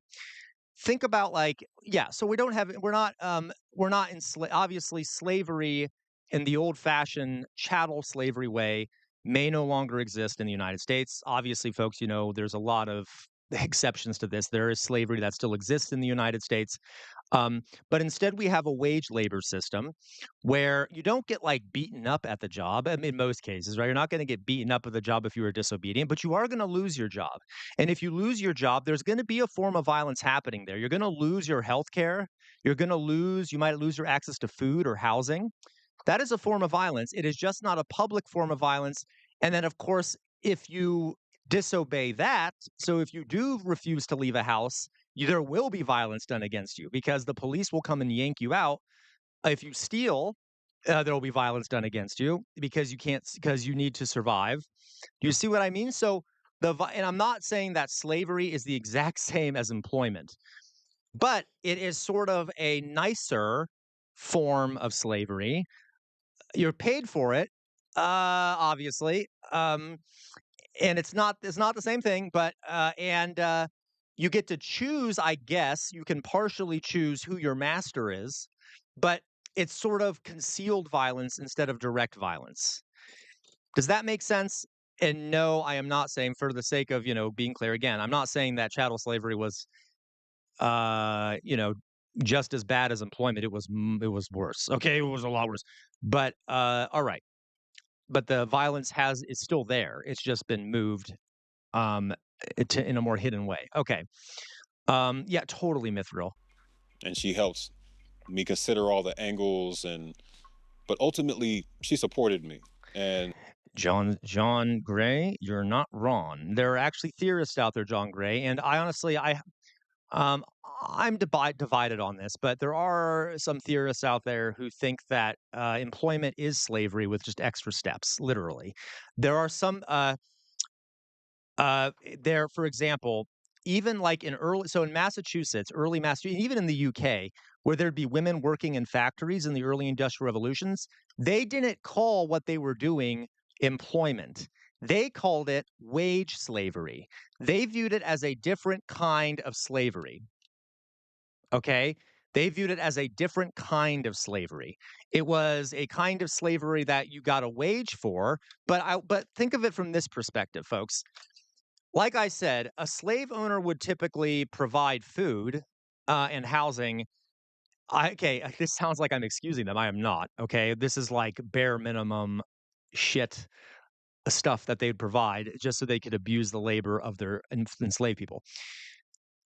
Employers do not provide housing or food, do they? They provide you a wage instead, which you can use to get the housing and food. Now, obviously, we're not talking the same as slavery, because, like, you would be basically given nothing apart from what you needed to eat or have a roof over your head.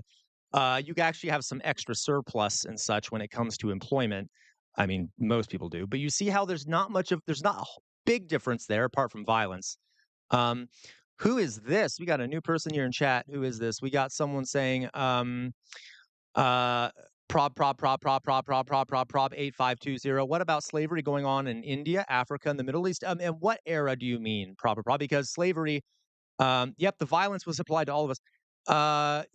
What you mean modern day slavery? Because there is modern day slavery. Not necessarily. There is some chattel slavery, but not nearly as much as there was back at the time I'm talking about. Can you be more specific? Prob. Okay. All right. So do you see what I mean? I don't know if I fully agree with that. Like, I just don't know. There's a lot. Slavery was sort of fundamentally different in a lot of ways, but there is some historical evidence that there was continuity between slavery and the employment system, like literally. Okay. Things like And I okay. think that's the crucial thing. If you feel like you're ready, if you feel like this is something you need to do for yourself, and you have a plan, you have something to do, you have action to take to make sure you can float for however many months or float forever, right? And be successful and build on that, then you need to jump. Now is the time, because if it's not now, it'll be years going by without you actually taking action. Most Yeah. people hesitate before jumping off that cliff, and most people never actually make the jump. Yeah, Sir So Bartholomew. if I'm here for anything, it's to tell you that if you got a dream, if you got a vision that's clear and articulated, and you're starting to put action into place, or you've been doing it for years like I was, jump. Jump. Um, I really like what he said so far, folks, but that's much easier said than done. Let's be honest with ourselves. That's much easier said than done. It's what he should, in my opinion, his conclusion should be we need to change the system because clearly this isn't working. It shouldn't be, well, you just need to jump and get into this, you just need to jump and fix things like yeah, that's part of it, but that's a lot easier said than done. Regardless, the rest of what he said, I agree with. I just think he may be coming to the wrong conclusions, but let's see what he says here at the end. If you need advice, ask for it. If you need a mentor, ask for it. But Where are you going to find that?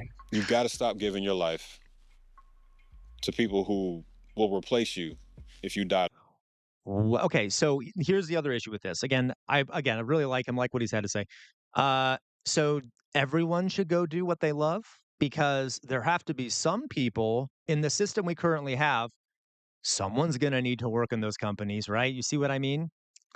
Because otherwise the whole system will collapse. So if he's saying that, well, the way to fix this is to kind of take the jump and leave the companies, then um uh well, doesn't that mean that there's a big problem with the system? Because then a lot of people will never be able to escape. You see what I mean? Okay. Tomorrow. It's a simple calculus to me. These people fundamentally do not care about me. So I'm going to give my time and my energy and my passion and my anxiety and my stress to something that fulfills me on a daily basis and makes me feel whole, makes me feel complete, and makes me feel seen. And I don't mean seen in terms of fame. I let go of trying to be famous a long time ago. And even I haven't, folks. I haven't. Make me famous, folks. Make me famous. I'll bribe all of you. I'll bribe all of you. Make me famous. I will. I'll take us all on a trip to Japan or something. Okay. Actually, I really will. That's actually not a joke. If I ever get rich and famous, I will spend money on all of us. Well, I'll get us to all go on a big vacation together. I'll pay for everyone's tickets anyway. But no, but okay. So, but yeah, I get what he's saying here. Okay. Dolly Boy, dress up, crash out. Thank you so much, Dolly Boy. Dolly Boy, do you have a preference for a color here? We got, purple, green, pink, red, orange, gray. All right. Let's see what else he has to say here. when I was on the rise last year and people were visibly super excited about everything I released, it did feel like I was like a celebrity. That's a good point, Matt. It's like I should start with the bribe, right? I'm Thank saying you, I was Dolly one Boy. of the more popular black creators in the bread tube space for a chunk of last year. It felt like I was on a Wait, he's a bread tuber? Isn't okay, am I a fool? Would someone tell me what BreadTube is? I thought BreadTube were lefty creators. Am I am I going crazy? I thought BreadTube were like lefty creators, or am I thinking something else? Um, No, you're right, Victoria. You're right. Okay, and that's one way to escape. I just wish he would come to the conclusion that maybe the system is kind of messed up. Yeah. Okay. Anyway, so I didn't know. Maybe he is a lefty creator.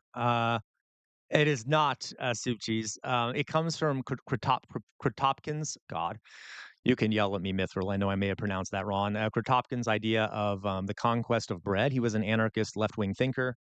About how the people need to take bread. Basically, we need to take the bread. We need to conquer it for ourselves. Okay. A literal rocket ship, but fame is fleeting, and it isn't about who you actually are. Like, y'all don't know me. You know what I put out into the world and what I tell you about myself. And so while I appreciate the compliments and You all whatnot, know me way too well.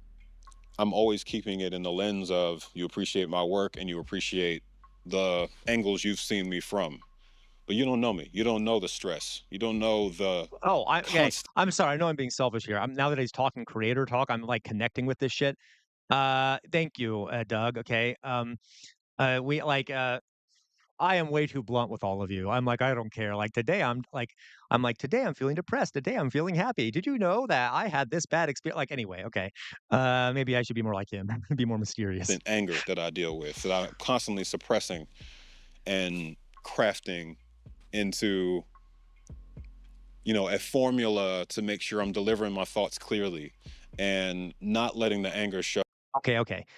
We get the idea here. So that was really good explanation there he had about how it feels to be working and things like that. Okay, last thing I have to show you all, folks. We'll try to watch as much of this as we can. I'm hoping I don't get a strike on it. I probably won't. But I'm gonna have to pause it. So we all know how Trump is like. We're just going straight to war with Venezuela. It seems like we're just heading right there. Like it seems like we're just going straight to war. We're like just, I don't know, hightailing it towards war with Venezuela, putting our feet on the gas pedal. Apparently John Stewart. Now, someone told who yesterday told me to look into this. Someone yesterday told me to look into this John Stewart clip about going to about John Stewart comparing the war in Iraq to the lead up to the war in Iraq to what's happening now in regards to Venezuela. Yeah, you're right, Doug. You're right. I'll just try to pause it a lot. So yeah, casually committed an act of piracy. Yeah, I'm just doing a little bit of piracy here. A little bit of piracy. Okay, not really. It's educational content, folks. Remember, we're doing educational content that is protected under fair use. Um, and I will just pause it frequently, okay? Because I don't know how else to do it, and I really want to show it to you. All right, there we go.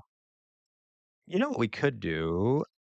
We could watch. You know what? Actually, you know what might be better? Instead of watching this, I think Kyle Kalinske does a bit on this. I think Kyle Kalinske does a bit on this. Um, oh no, that's a good point, cheese soup. Okay, you know what? Let's do it this way. Um, uh, how about we do it this way, guys? Honestly though, I also thought about this. Kyle Kalinske talks about it. Thank you. I look like I'm bleeding now because I have the red nail polish on. Um, let's do Kyle Kalinske's thing because Kyle Kalinske. Who hurt me? Okay. Kyle Kalinske talks about it. We'll just watch his video that he has clipped it and things like that. Um, Kyle Kalinske, Kyle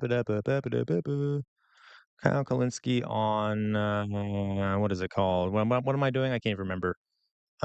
Stewart. I'm very excited to see it because I have already noticed a ton of similarities. Okay, here we go. Um, I have absolutely been losing my mind lately watching what the Trump regime is doing in Venezuela. And, it just feels like we're right back in fucking 2003. Like, this is George really W. Bush. This is Dick Cheney. This is endless war. This is. did we ever really leave that though? I gotta say, like, I feel like we never really left that. I feel like it's always been endless war, hasn't it? Endless war. You know what? What is that stat? I remember hearing a stat in grade school. Not in grade school. I'm sorry. God, grad school. Yeah, that would have been disturbing to teach in grade school. The percentage of years America has been at war since it's existed has been at war What percentage?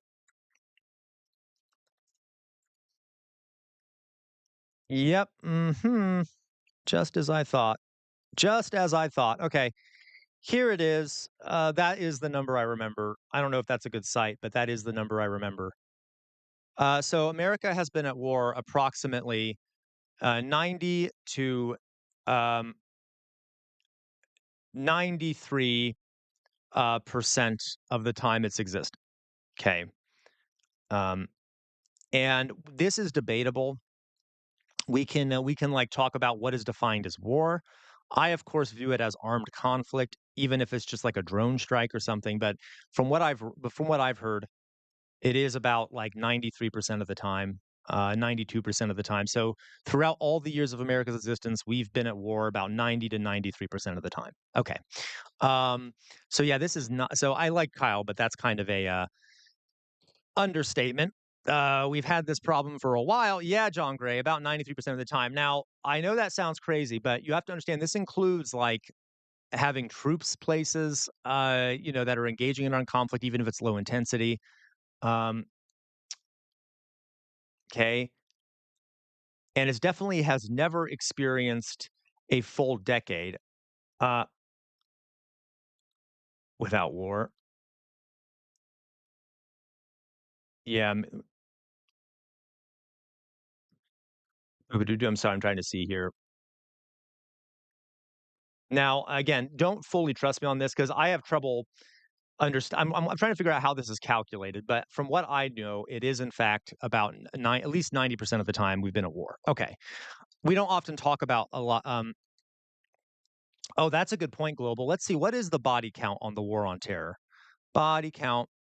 Yeah, no, seriously, Brazil, there are a lot of lazy wars going on. Like literally, like all the time, where our drones are dropping bombs on people all over the world.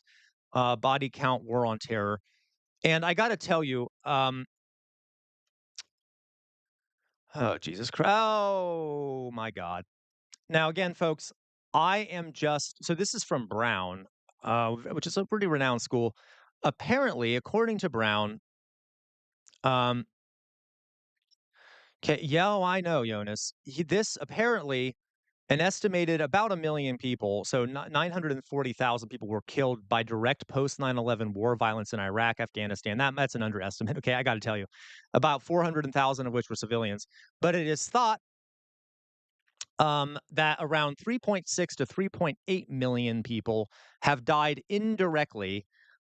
You're right, Doug, which makes me think that Brown, which is an Ivy League school, they would Ivy League schools are typically biased in favor of America. And the fact that they're even saying it, yeah, okay. 3.6 to 3.8 million people died indirectly in post 9/11 war zones. So, okay, millions have died either directly or indirectly from the war on terror that we've been waging. Okay. Um, so yeah, the amount of violence caused by American foreign policy overseas is really, and that's incalculable, folks. So, like, I don't know, does this take into account, like, for example, the fact that ISIL, or whatever you want to call it, came into existence because of American crushing of the Iraqi government, or like all these things that happened because of what the things we did also caused a bunch of dead people. Okay. Um, so yeah, but at least everything they've done resulted in people. Oh my God, right, Jonas? Okay.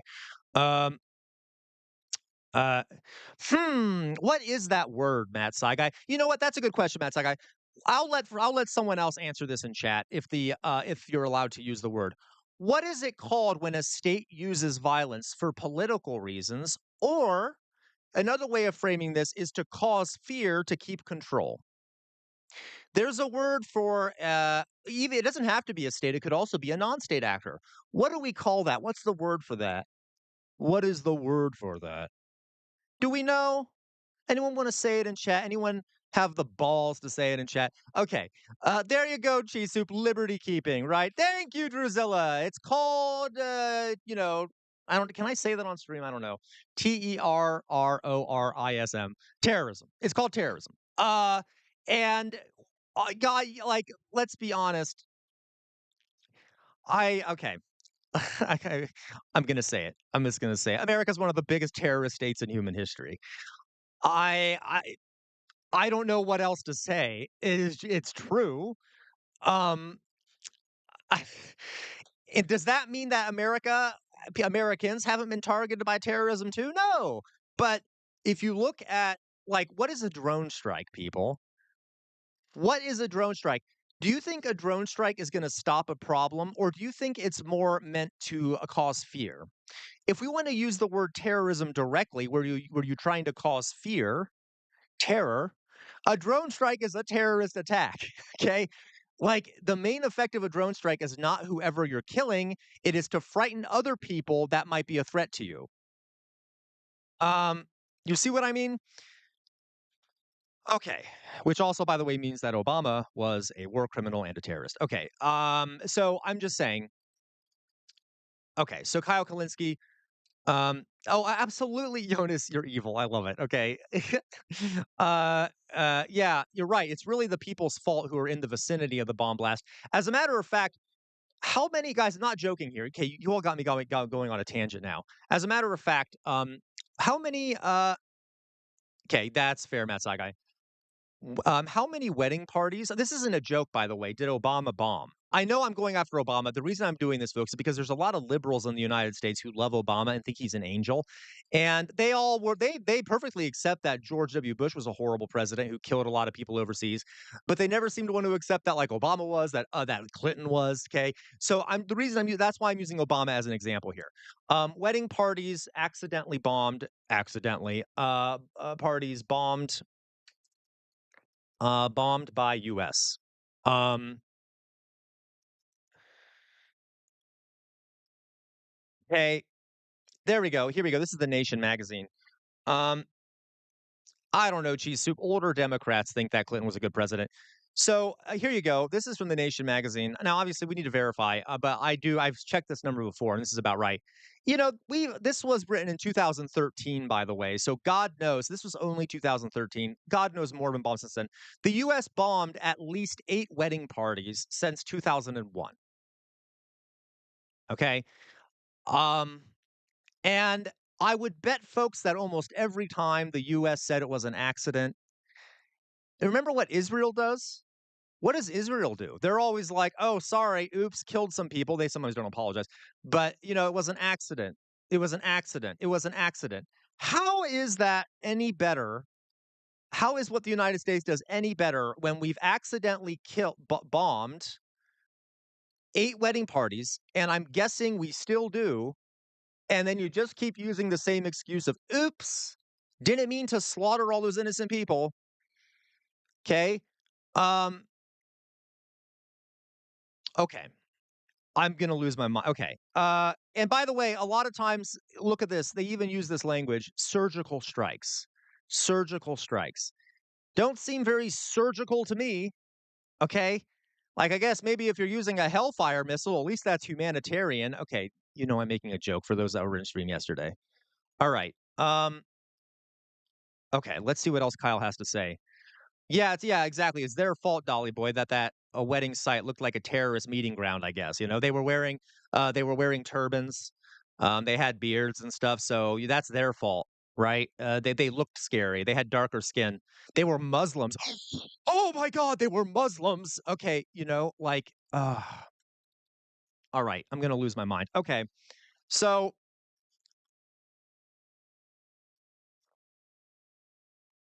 okay, let's see what else Kyle. I'm calm. Let's see what else Kyle Kalinske has to say. Um, no, you're totally right. Oh yeah, Antifa. By the way, Doug, thank you so much for reminding this. Do we remember this, folks? Cheese, soup cheese. I don't think so. If we get to 10 super chats, uh, we'll play a game. How about this? If we get to 15 super chats, I will do a Jester After Dark. But I don't think we're gonna make it. So far, I don't think we're gonna make it. Yes, we'll do a Jester After Dark if we make it to 15 super chats. Okay. So real fast, do it for the Americans here. Well, for anyone here. If we think that this drone war, there's something called the Imperial Boomerang, which I've talked about on stream before. Oh my God. Wow, everyone's donating. Jesus Christ. Okay, thank you, Dolly Boy. Thank you, Jonas. That's one, two, three. Oh my God. Guys, thank you so much for that. One, two, three, four. Okay. So now we're at Jesus Christ. I'm using my fingers to count. We're almost at 10. One more and we get 10. Uh uh okay. Oh, how much? 50. So 15 super chat. That I would say $50, Mad Side Guy. Like if I were to get that overall, um, if only Soups can handle my. Yeah, that's okay, Cheese Soup. Thank you guys. Really, guys, thank you so much. Do you guys mind if I just paint my nail those four the whatever color I want, or do you want to choose? It's up to you. You can just put in color in chat. I will write. Thank you. Really, guys, thank you. Um, okay. I guess we're getting very close now to doing a Jester After Dark. I guess I need to advertise for a Jester After Dark more. Thank you, Dolly Boy. Okay. All right. So, for we remember this, the Imperial Boomerang, the idea that tactics of imperialism and control are used. Okay. A super chat was five. Super chat was two. Yes, I'm saying soup cheese. We need about $50. Like if someone wants to buy it out, it'd be $50 to go all the way up to 15, and only $2 to count towards one, if that makes sense. It's weird how I do it, Jisoo. Okay. All right. So do we remember when Obama did this? Thank you so much, Matt Saigai. Really, we've now made it to 10, so we'll play a game here. But first, let me do this. Okay, American uh, civilian killed by bomb. Um. Oh, of course. Well, of course, they're not going to talk about America doing it. Obama. Yeah. So Al Awlaki was an American citizen. An American citizen. All right. Oh, thank you, Matt Saigai. Okay. American citizen who Obama hit with a hit with a drone strike and killed him overseas because he was deemed a terrorist without due process, without a court hearing, just killed him, even though he was an American citizen overseas, and then did this legal loop-de-loop trying to justify it, using lawyers and stuff to justify the illegal murdering of an American citizen without due process overseas. So if we think that this will affect other people, okay, if we want to be selfish and only think of ourselves, the government thinks it can just kill us too when we're overseas. Okay. Anyway, great, love that for us. Yeah, just a fuck. Okay. All right. Gotta love that for us. Yeah, no, you're right, John Gray. And there were other reasons why he was. Got you, Matt Syke. Okay. There are other reasons why people like Obama. He was very charismatic. He did some positive things.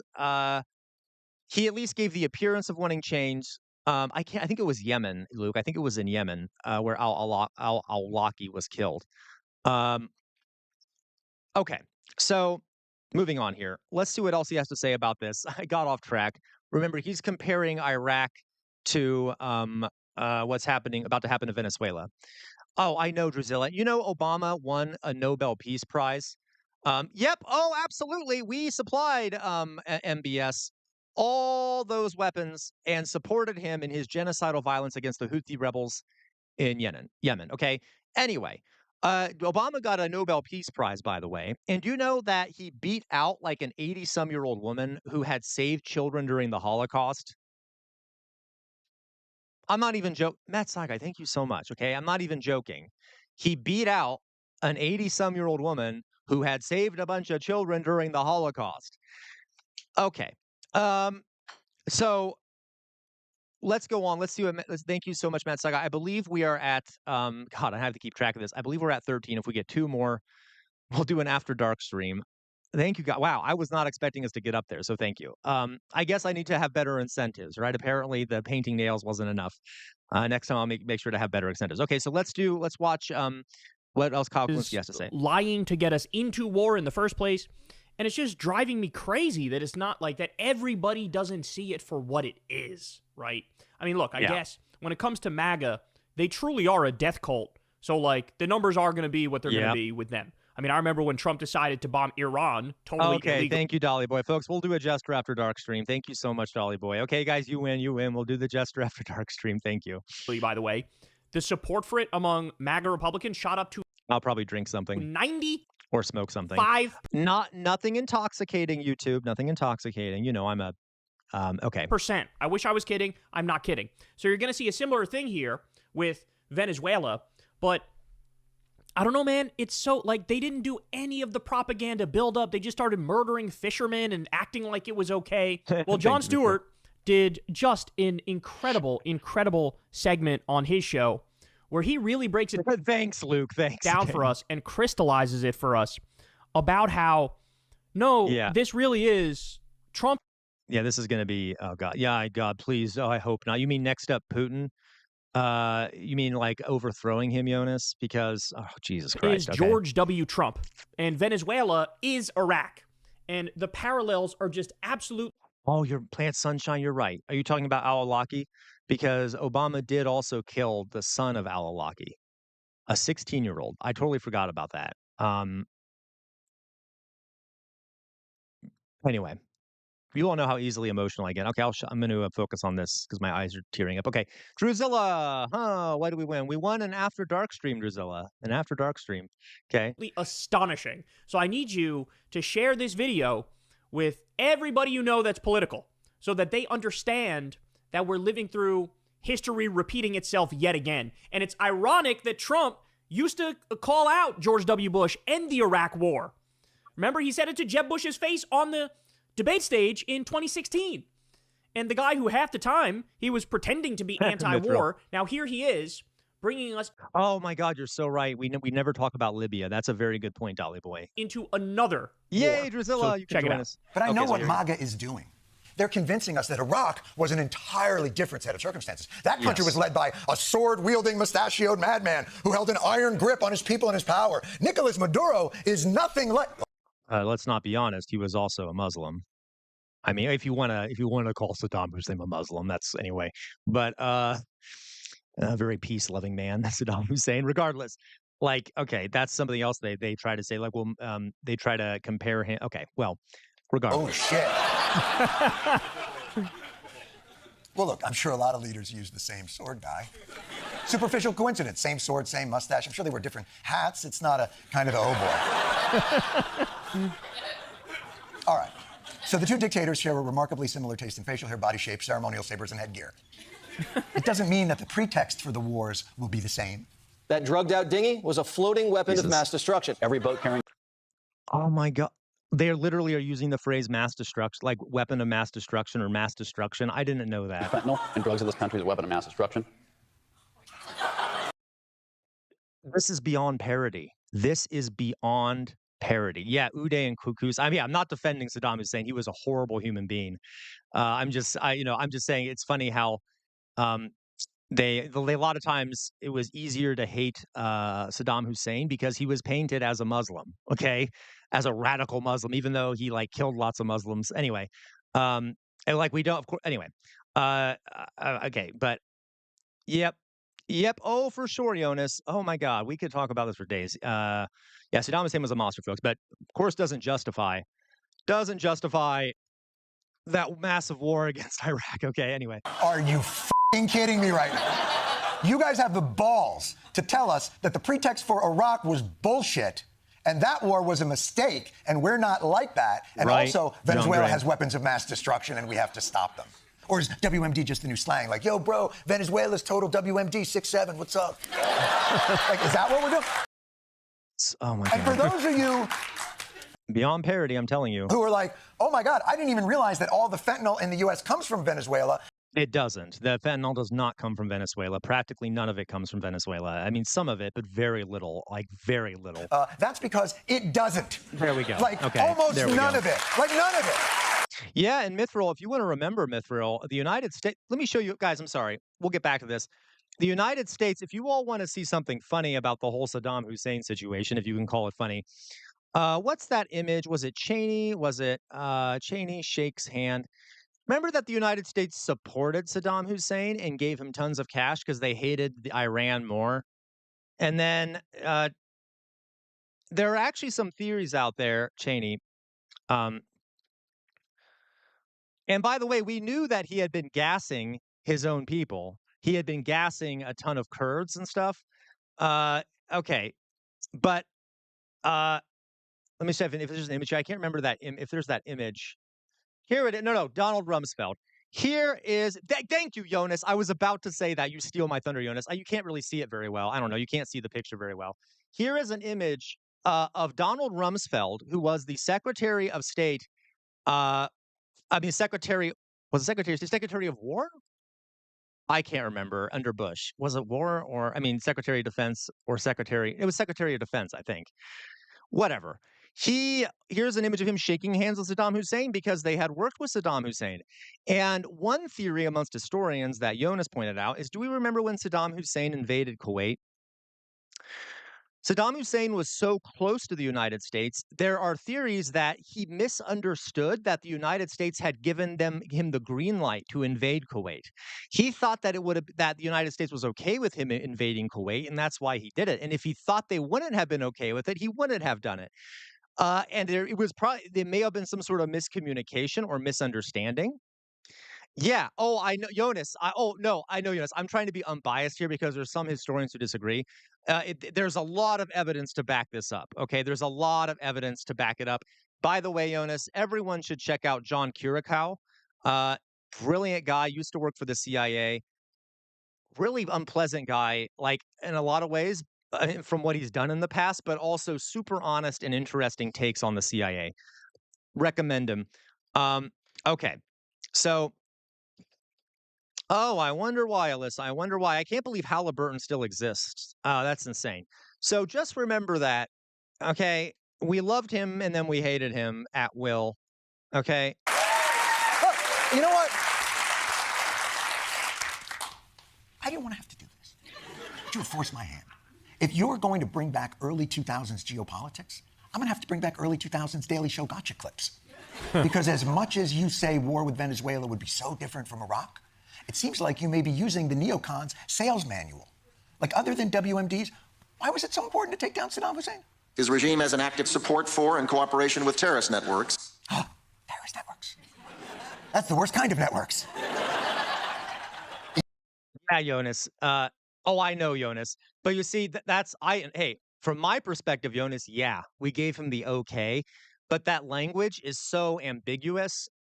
Someone could say, I guess, that we just phrased it badly and we didn't actually mean it that way, even though, let's be honest, Jonas, we know what way we meant it, okay?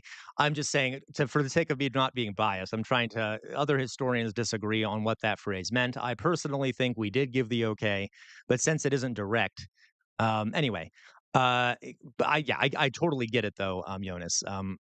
Even including Paramount Plus. It's the worst kind of network. You were going to get me fired. Well, you'll never guess where the terrorists are now. Iran, its IRGC, and even Hezbollah, they have planted their flag on Venezuelan territory with the full and open cooperation of that regime. Wow, so if you're saying we go to war with Venezuela, we're also getting into a proxy war with Iran. Oh my God, it's just like... Now, if I remember correctly, though, Yep. Iraq lasted until... I'm sorry, guys. Is it just me, or does it seem like our excuse for starting war these days, we have to find some way to connect it to scary brown Muslim people in the Middle East? Because in order for us to be like the American public to accept the mass murder of people, we need to have people dehumanized enough attached to it so that it's easier to stomach. So I feel like there's enough exactly, Jonas. That's why I'm saying he's not the most pleasant guy in the world.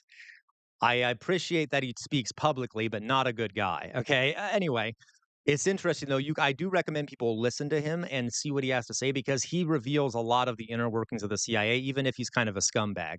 Like, he openly admits occasionally that he's basically a sociopath, but he did reveal a lot about the CIA. Okay.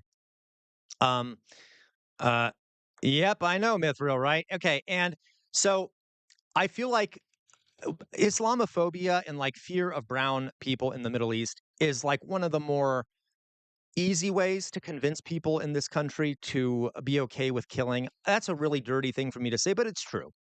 And so I have noticed a lot of attempts to connect anyone and anything that we want to bomb to the Middle East so that it more justifies the killing. For example, when Russia invaded Ukraine, there was tons of talk about this unit of Muslim Russian fighters from, oh my God, I'm having a mind blank, Chechnya. Okay. There was tons of media coverage of these Chechnyan fighters fighting in the Russian military against Ukraine. And it was like one unit, and it was really overemphasized in the media. Um, and it made me think, I'm like, why are they focusing so much on this small group of Muslims who, by the way, Chechnya historically has been not aligned with Russian policy. They've actually resisted Russia a lot. Um, why are they focusing on this? Well, I suspect it's because it makes the Russians seem scarier because it is, uh, yeah, yeah, right, Jonas, right. Like, and so the fact that the media was focusing on it, that I think that was sort of purposeful. I really do. Like, we got to make the Russians seem scarier. Let's connect them to Muslims somehow. Let's connect them to scary Muslim people because okay, it just seems like a trend because they're doing it with Venezuela too. There's all this talk of Iran. What does that have to do with Venezuela? I know there's connections there, but okay. Anyway. And what did they say about that? I think it would be a cakewalk. I don't think it would be that tough a fight. I think the saddest part of getting into a war of choice in 2025 is that Dick Cheney won't be around to say it.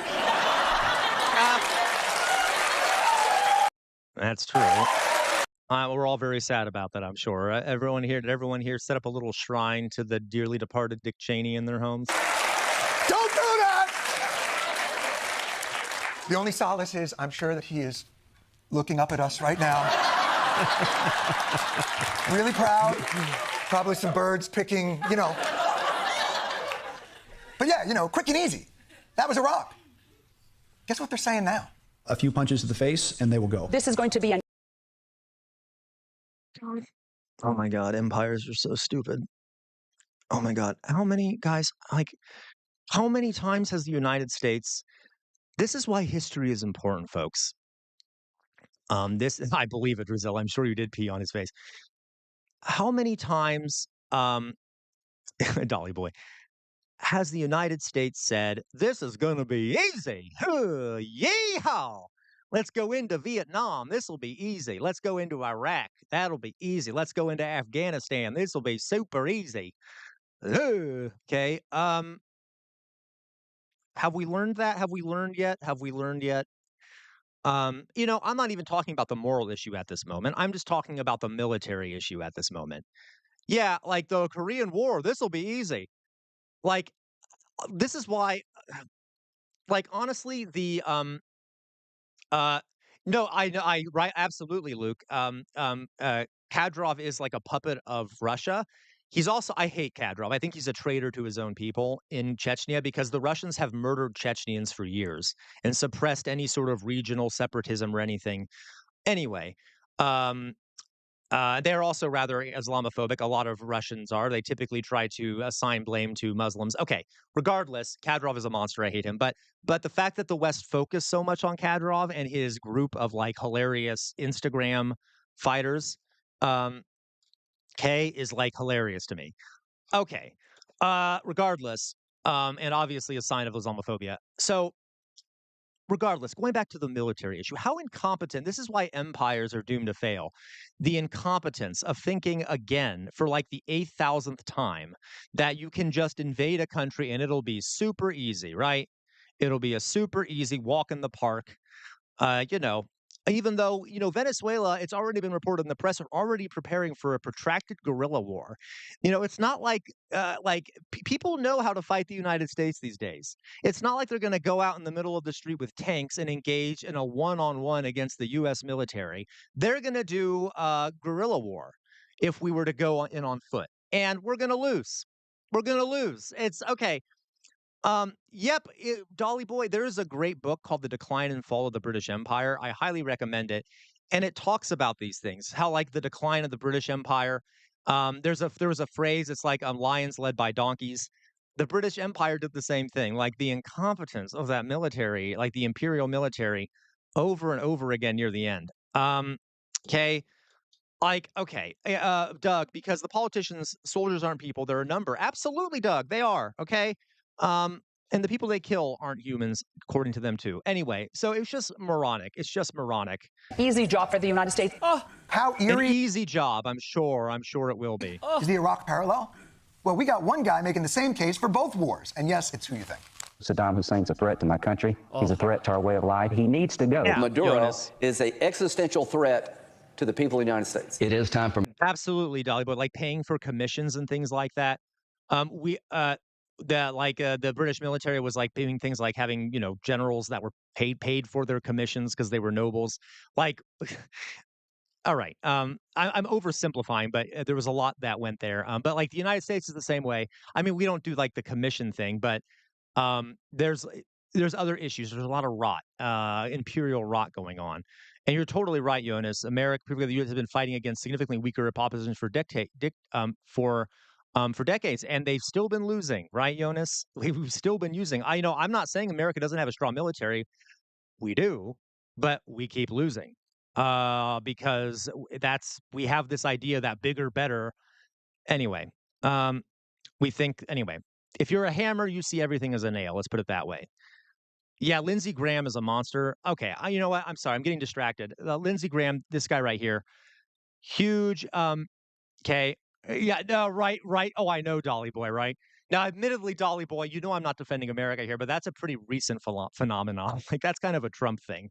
But still, past leaders of our military have been like corporate people and things like that. Like we don't do the direct thing necessarily, where it's like a pay for play in the military, but there is corruption involved, absolutely.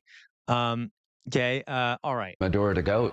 Now, to be fair, some things have changed over the last 20 years.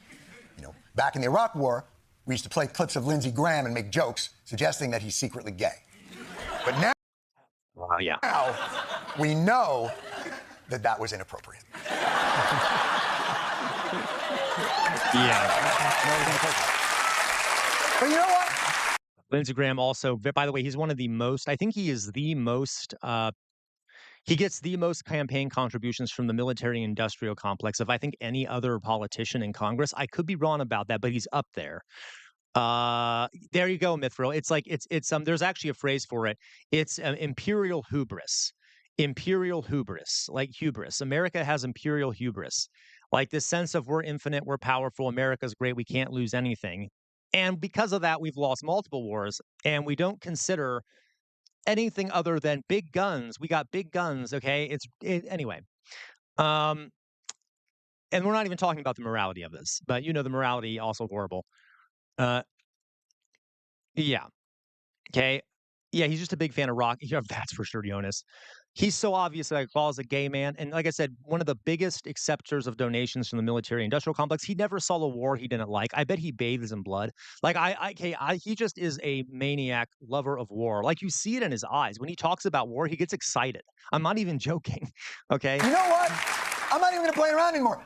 It. Hit me with the works. Iraq, Venezuela, go! We're giving them full opportunity to do it the easy way. And when it doesn't work, we'll do it the hard way. If we can do things the easy way, that's fine. And if we have to do it the hard way, that's fine too. It's literally like this is incredible. This is incredible. That is exactly what an amazing job from Jon Stewart here. The parallels are striking. The parallels are overwhelming. So I'm going to skip this part and go to the next part here. Weapons as a threat to the United States. Fentanyl poses a chemical weapons threat to the United States. Al-Qaeda Oh my God. terrorists inside Iraq. Al-Qaeda of our hemisphere. We can get rid of Saddam. See, told you they always got it connected to Muslims somehow. Saying that, that's hilarious to me too. Calling Venezuela the Al-Qaeda of, hey, can we imagine Al-Qaeda doing well in Venezuela? I feel like they would not be a fan of Venezuelan culture. Anyway, my point is like, okay. It could really begin to transform the region. There's an opportunity to transform the entire region. Bringing freedom and democracy. Democracy and freedom can serve as a beacon. Oh my God. Guys, I haven't seen this, but the parallels are hilarious. Like, all right. Yeah. 100%, Jonas. He is. He is. Okay, like he is a. Oh. Of hope. Shock and awe. Shock and awe, indeed. They're If using you the think this exact is getting same words. confusing, you're not alone. Even senators can't keep these Bush or Trump wars straight. This is Senator Tom Cotton from this weekend. I think President Bush has every power under the Constitution to strike boats in international waters. Oopsie poopsie. Oh my God, that is funny. He accidentally said President Bush. Oh my God, guys, this is comedy gold. I cannot believe this really is a goddamn clown show. You know, I really ought to. Where is my soundboard? I'm sorry. I got to pull up the soundboard that was sent to me yesterday by Meowzord because we need something for this. Okay. All right. I'm just gonna put this over here. Don't worry. I'll try not to deafen anyone. But like, we need something. This let's do this. Can you guys was that too loud, folks? Was that too loud? Is it too loud to use the clown horn? Could everyone hear that without being, completely deafened like I did yesterday? A little bit of a clown horn here. Anything like that? All right. Making sure I'm not deafening people. Or like this. Not too loud? Okay, good. 1 second. All right, sorry. Oopsie. All right. Okay, we're done with that. I just wanted to make sure it was working. Okay, thank you, because this is a perfect time to use it, don't you think? Don't we think? All right. Hopefully I didn't deafen anyone. Okay, so we need. I'm gonna try and be better about this. I'm gonna try to be better about using these sounds. Okay. Okay. Oh, don't worry. I'm improving my stream, folks. Here we go. That's a little Freudian. Feels like calling the teacher mom.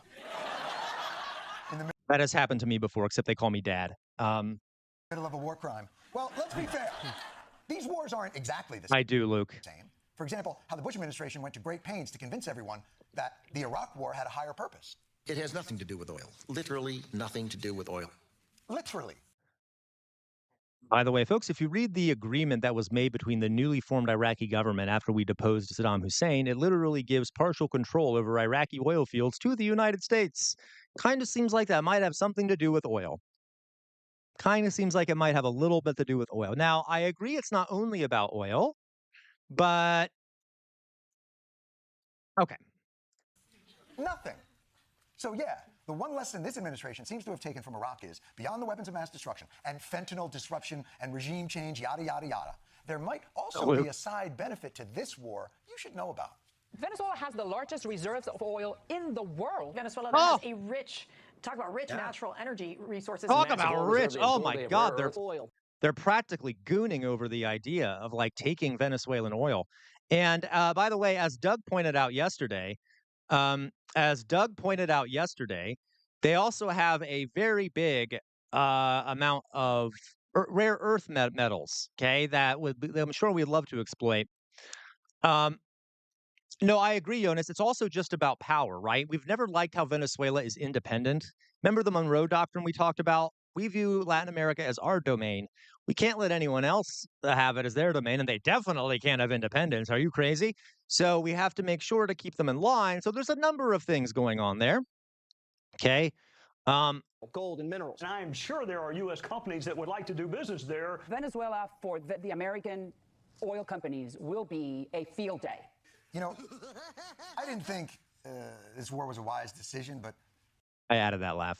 If it helps the oil companies smile again. Yeah.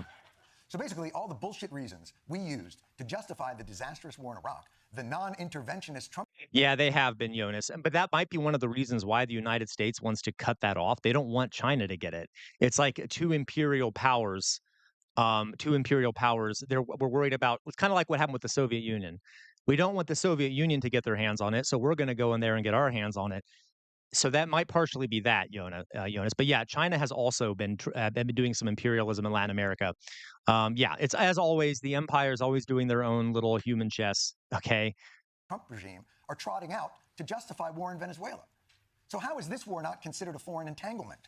Well, it's easy. by redefining the word foreign. And America First means we need a Western hemisphere where America is dominant. If you're focused on America and America first, you start with your own hemisphere where we live. America First also means the Americas. Okay, I'll stop. South America literally has the name America in it. There's some top tier brain power coming out of Jesse Waters. South America literally has the name America in it. Oh my God, guys. He's not that stupid, right? I mean, like this is just a play to his audience. I have to believe that. But like it's really dark. Like it really is very dark. This is not funny. Like this is not a funny something to make a joke about. Okay. So I know I'm laughing at it, but I'm laughing at them, right? Okay, anyway. it's ours. Our name is on it. We own that shit. Don't you get it? America's new foreign policy is basically this. Don't kill people there. Kill them over here. Yeah, oh, I In know, your own Mithril. time zone. It's classic advice. Shit where you eat. All right. Okay, so there we go. That is what Jon Stewart was saying. Oh dear God. Okay. Yep, this is the kind of shit we got to deal with now. So but won't consider the immigrants from there as of course not, Jonas, right? I mean, and by the way, why do we think so many I'm going to put my face up here. Why do we think so many migrants do want to come to the United States from South and Central America? Like, you know, we always talk about like, yeah, well, they're coming, they want a better life. So why is it that they don't think that they have great lives back in the countries that they're coming from? Because those countries have struggled tremendously with development. And you know why? Because whenever they have tried to improve their conditions, the United States has come in and overthrown any regime that advocates for change, any regime that tries to nationalize industries that the United States or Europe controls. They have been stunted and kept poor by American imperialism in the region. Then, when they come to the United States, and folks, it's not like they're dying to come to the United States. They would stay where they were if they could. They love where they're born, but they literally cannot survive. So they come to the United States because of our policies. And then we're like, no, you are a degenerate. No, you're a rapist. No, you're okay. And I have said this over and over again. You know the best way to fix if you view it as a problem, I don't view it as a problem, but if you view immigration from Latin America and Central America as a problem, you know what you should do, advocate for a Marshall Plan where you rebuild we spend our money to rebuild the economies of Central America, give reparations for all the damage we've done so that people will have an incentive to stay there and to actually develop good lives there after we've destroyed their countries. Okay? That would fix the problem. Okay? Help those countries build themselves up after we've destroyed them. Allow them to nationalize their industries. All right? But that would not be a very American thing to do at all, right? Okay. Because, they got to pick themselves up by their bootstraps. Yep. Oh, and the IMF, which, by the way, is a form, as you know, Mithra, is a form of neocolonialism, the IMF. Maybe we'll talk about that on stream sometime. Okay, guys. So there is that clip, too. Thank you. I'm not sure who recommended it. Oh, no, it was me that recommended it. Never mind. I'm not going to thank you. Well, I came up with that. All right, guys. What else do we got here? All right. So let's do some Discord reactions. Thank you, everyone who's donated. We've gotten to 15. So we will be doing a Jester After Dark stream tonight, just to let everyone know. I am going to, let me go over, let's just react to like one or two things over on the Discord. Oh, we got a lot of good things. 7 days in Syria. Oh, this is right up, Matt Saigai, this is right up the alley of what we're talking about. 7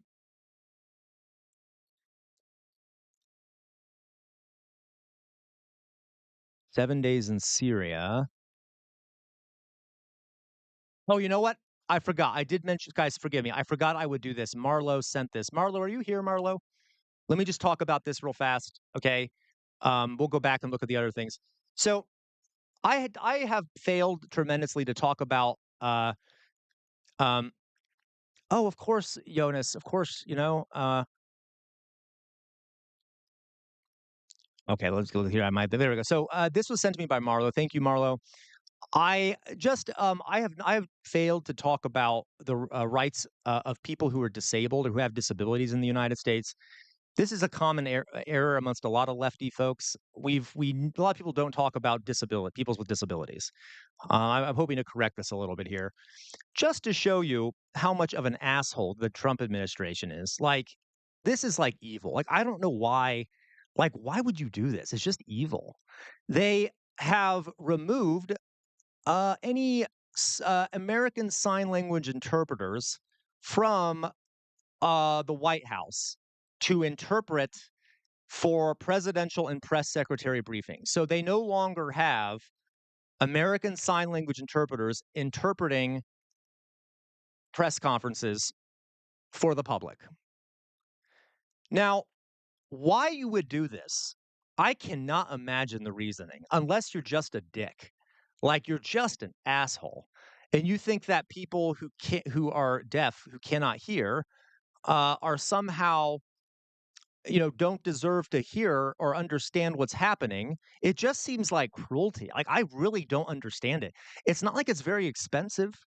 I mean, I do understand it. They're kind of like Nazi adjacent, Donald Trump, and this kind of seems like something that the Nazis would do, except, well, they would probably do worse. But okay, weird amorphous blob. That's a funny historical joke.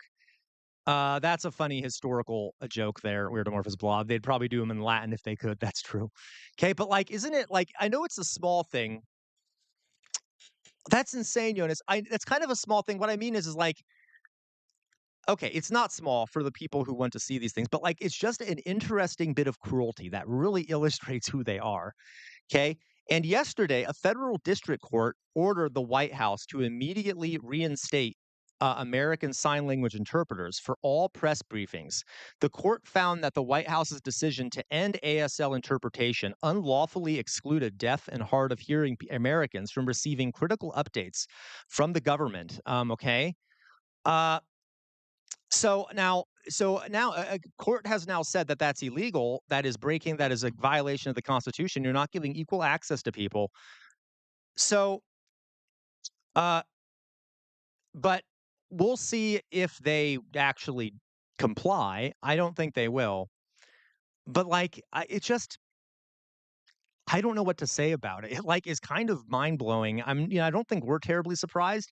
It just seems like unnecessary cruelty. Like, okay, I don't know what else to say. It's just cruelty. Like that's cruelty for the sake of cruelty. Uh, and it also is bad for them. Don't they want like MAGA people who are deaf to hear what they have to say? Like it's bad for their people too. I don't understand. All right. Though, of course, if they were having a sign language interpreter interpret for Trump, they would just be doing a quote unquote Roman salute the whole time, and that would get the point across. Okay. Regardless, okay. Uh, moving on. So, just a little interesting thing there. All right. Though, like I said, it would be easy to. God, I like that idea. The idea that it would be super easy to interpret for Trump because then you just have to do a Roman salute. Okay, anyway, I'm proud of myself for that one.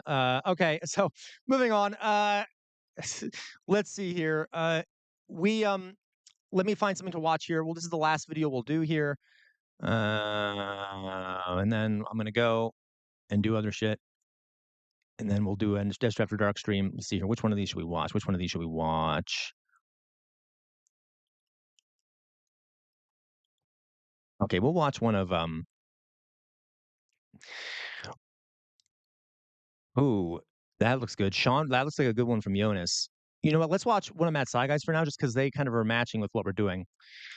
96 hours spent inside of Syria. You know what? Let's do that. It's probably too long, Matt's. It is way too long, Matt's side guy. I guess we'll watch some of it. We'll watch a little bit of it. Okay, 46 minutes. That's like 5 hours of live stream time. So let's just watch a little bit of this inside of Syria. Now, okay. I'm already a bit annoyed. Now, Matt Saga, I haven't seen it, so I don't know what else is going to happen. I get kind of tired with these videos where they play the ominous music in the background when talking about like a Middle Eastern country. I know they're trying to build tension. It's just a bit tired.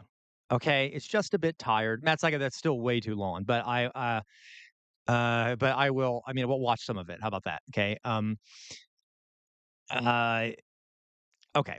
Because I have to make commentary to Matt Saiga, I'm not blaming you, Matt Saiga. We'll just watch pieces of it. But let's see what else they do.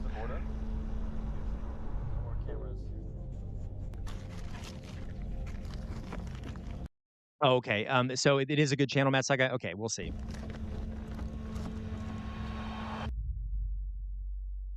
As I crossed the Syrian border not to return for another 7 days, a country considered within the top 3 most dangerous on our planet for the past 10 years, I couldn't stop asking myself, why on earth did I come here? I don't know, because you're a little baby and you're scared. Like, why don't you just go? There are people that live there. It's not like they're all dying all the time, okay? You're fine. All right, I'm sorry. Hundreds of thousands. I get it. I'm sorry. I'm being mean. I'm being mean. Of Syrians have reportedly taken to the streets across the country. Yeah, it's all the fear that's been built up in the media. Okay. In the suburbs of Damascus, people come and protest against the Assad government. The protest movement grew into an armed conflict. Yeah, exactly, Yona. Like, no, again, Matt's like, forgive me. I know I'm not being fair because we don't know what he's going to say. He might be trying to dismantle these ideas. But like, I've seen videos before where people go into like Middle Eastern or African countries that are viewed as like super scary. And then they'll be looking out like a window and there'll be like a grandmother sitting in a chair and like there'll be creepy music playing in the background. Like, oh my God, I'm so afraid. Oh my God, look at that grandmother with her grandchildren. Oh my God, I'm so scared. I'm so scared. And it's just like, calm down. Jesus Christ. They're people. Oh, it's not okay. Oh my God. All right. All of a sudden, it was less like public unrest and more like civil war. I think most of us know about the war in Syria. However, so much of this country's beauty has been buried from my generation. Okay, good. So he is approaching it from that way. Excellent. As we grew up only hearing about this nation in that context. Syria is in fact located within the cradle of civilization, the home of Mesopotamia. It was also at the heart of the Roman Empire and has seen 24 civilizations come and go throughout history, creating an immensely rich cultural background. But what state is it in today? And is it possible to get there safely? I'm sorry, that sweatshirt looks really itchy. Just throwing that out there. Really worried too. I do not support a sweatshirt like that. Tell my parents. It's actually ruining my viewing experience because it's making me feel itchy. That I want to go on this trip.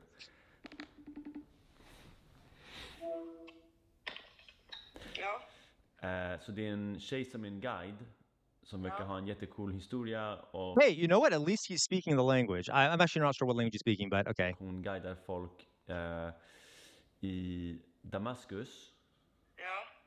Och Damaskus? I Syrien? Ja. Nej men gud, attentatet Oh. är det i Damaskus? Och när skulle I don't know what language he's speaking actually, but I maj också. There are certain moments in my life that have been non-negotiable for me. From the feeling I had within me before starting this channel, to traveling to Afghanistan. yeah, I met thrill. I watched a video too of a guy going to Iran. And it was Swedish. Oh my God, I'm so sorry, Drusilla and Linus. Okay, God, I'm embarrassing myself. I'm like, oh look, it's a Syrian language. Okay, it's I'm so ignorant. Okay, it's Swedish. Forgive me. So they're talking about going to Syria. I got you. All right. 18 months ago. And now this, I almost cannot explain it, but there's just a sensation deep within my body telling me to go. And so, in a quest to find the remains of Syria's hidden archaeological treasures, meet those who have survived and stayed, and seeing what's left of the country after a 10-year war, I decided to go. All right. Time has come. Videos don't start at LAX anymore. Things have changed. I don't like the music in the background. It's kind of has a beat to it. But as you can imagine, getting into Syria doesn't happen with just a direct flight from Paris. Yeah. I first had to get to Lebanon. A beautiful country. Oh my God, it's so beautiful, Lebanon. Whose economy unfortunately collapsed in the past few years.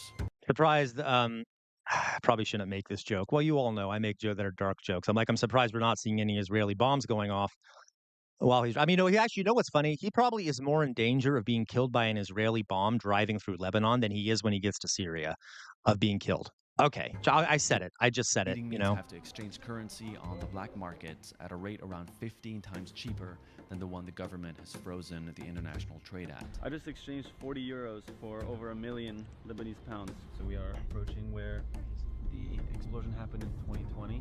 That was terrifying. Those videos were. Have you guys seen that video of that what was it, that fuel thing that blew up? Very sad. Very sad. A lot of corruption in Lebanon, which kind of led to, from what I've heard, kind of led to this. But yeah, Really terrifying. it's still a great place. Just saying, That's an enormous building. Although this country also has endless stories to capture, it wasn't my final destination on this trip. The next day, I woke up searching for my driver, Ali. You Ali? Hi, Thomas. How are you? Good. Whom I'd never met, to drive me all the way into the capital of Syria safely. We exchanged only a few words in our several-hour drive, as the nervousness for what I was about to do. what kind of makes me sad, sorry, I keep pausing this, is living in a big country like the United States. Yeah, we're right next to Canada and the US, but like, United States is really big. So like you can travel around a lot without going into another country. But places like the Middle East and Europe and stuff, like you can travel like in any direction. I'm exaggerating, I know, don't get mad at me here. Like for like 6 hours and you'll be in another country and then you can just like, so it's cool that they can just like get in a car and then it's like drive into Syria. I wish I could do that here. I mean, I guess I could technically because of Canada, but not most directions. Anyway, I don't know, that's a weird thing to say. I'll continue. Started sinking in. Although certain parts of the country are still experiencing conflict, Yeah. most of the country has been taken back by the army and is currently in standstill, allowing Yeah. us to find passage to Damascus, one riddled with 12 checkpoints until we finally arrived to the capital city of Damascus. Welcome to Syria, Thomas. Thank you. Aw, Like welcome to 25 Syria. points or something? yeah. Wow. Freaking made it. Assalamu alaikum. How are you? Yeah, there you go, Doug. Nice to meet you. As I arrived, I was immediately greeted by my trusted small team. Oh my God, they're so scary. Look at them. Oh my God, look at her. Look at that smile. Oh my God, she's scary. Okay, sorry, you get my idea, right? Okay, you get the point I'm making. I had assembled to travel across the country. Oh God, is she Hezbollah? I bet she's Hezbollah, right? Hezbollah's in Syria, right? I don't know. I get confused. They're all the same. I don't know. Okay, I'm sorry. Okay, I'll shut up. You get the joke. First All right. was Tuma, a local from the Yes Fam who's volunteered to be the one to help me capture his country. Good to see you. Good to meet you in person. Me too. Then Fadi, a veteran tour operator / local Santa. Like, Yeah, oh, absolutely, literally, Mithril. He dressed up as Santa and gave away gifts last year. Who got us permits to get into places very few have in the recent decade. And finally, Gaida. Oh, no way. So good to meet you. My local friend who works with Fadi, whom I've been speaking to for 2 years, and as you'll see later on in this episode, is one of, if not the bravest human I've ever crossed Aw. paths with. Finally. Like 2 years in the making or something. Welcome. Thank you. You guys knew each other from before. Yeah. How did you guys meet? Aw. Or have you met in person before? Yeah, I have. Yes, theory was the reason we know each other. No way. That's so cool. Did you think that was possible? What, Drusilla? What? Even in Syria, yes. That's so amazing. After checking into our dream I know, ride right, hotel- Jonas? I was not expecting this at all. I really like, so, I'm sorry, I know I'm pausing it. stepped out. And Matt Saigai, you don't get to tell me when to not pause. I need to not get a copyright strike on your like hour-long video. This is beautiful. I like the simplicity of like, this, my local friend who works with architecture, Fadi, whom it I've been goes back, speaking to for 2 years. and let me as show you'll you real see fast. Later on in this episode, is one of, if not the bravest human I've ever Forgive crossed me. paths with. Finally. Like 2 years. One second. or something. Welcome. Thank you. You guys knew each other from before. Yeah. How did you guys meet? Oh, sorry, I went way too far back. Yes, theory was the reason we Okay. No way. Aw. Did you think that was possible? No, I did not think that. Wow. Even in Syria, yes. That's so amazing. After checking into our dream Okay, look at this. Isn't that beautiful? Look at the, like this stonework, with the arches. And then like, if I go back a time, I know I just did this, but, I want you to see the inside of that building. It goes by really fast. Even in Syria, yes. That's so amazing. after checking into Look at that. Look at that courtyard, guys. Oh my God, it's so beautiful.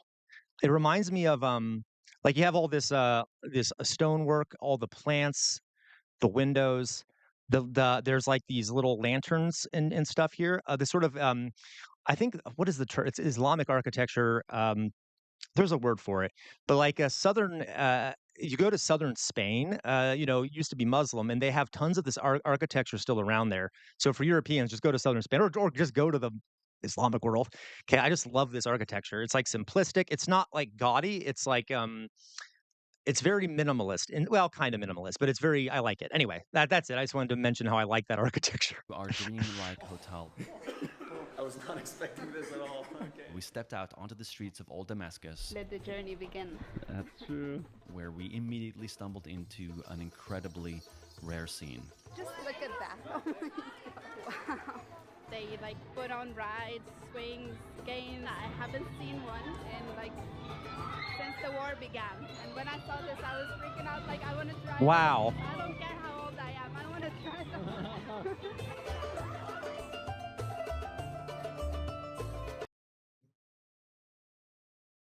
Yeah, oh, I know, Jonas, I know. Hello.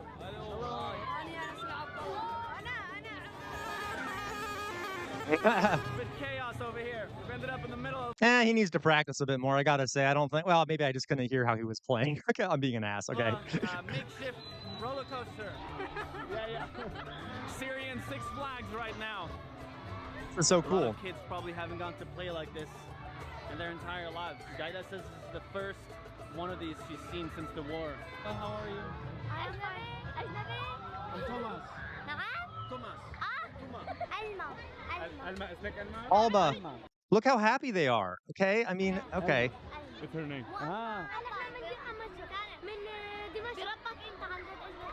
Yeah. Hey. From Sweden. I'm sorry, that's so cute. They're like, you're actually a foreigner. That's adorable. Yeah. I love you. Aw. This is the street called Stride. Jesus talked about it in the Bible when he sent St. Paul here to meet with Ananias, the first bishop of Damascus. So 9,000 years old, continuously inhabited. More than 24 civilization. 24 civilizations. Amazing. Yeah. Thank you. Shukran. Syrian hospitality. That's so cool. Yeah.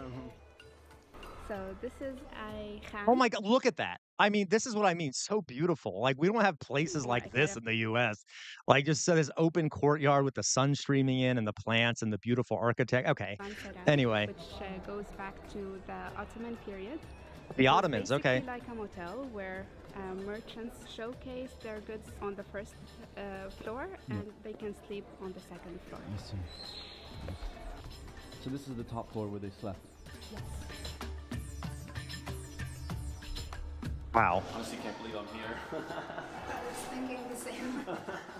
As we walked around Damascus, one of, if not the oldest, continuously inhabited city on Earth, I couldn't believe that this city still had so much ancient beauty standing. Oh my God, amazing. The Umayyad Mosque is considered one of the oldest places of worship. No, honestly, guys, I mean, I knew that it's sort of like an exaggerated idea that like everything's destroyed and stuff. But even I am like, wow, I actually thought there would be more damage. I really did. Okay. So even I have a distorted image. Because I haven't seen any damage yet. And I know that there's probably parts of the city that might still being rebuilt. But like, okay. All right. In the world. Lots of civilizations, lots of religions have made this place a place of worship. Mithril. That's amazing. Oh, do they, Matt Saigai? Excellent. Oh my God, look at that. Ago, Muslim tradition believes. Look at that.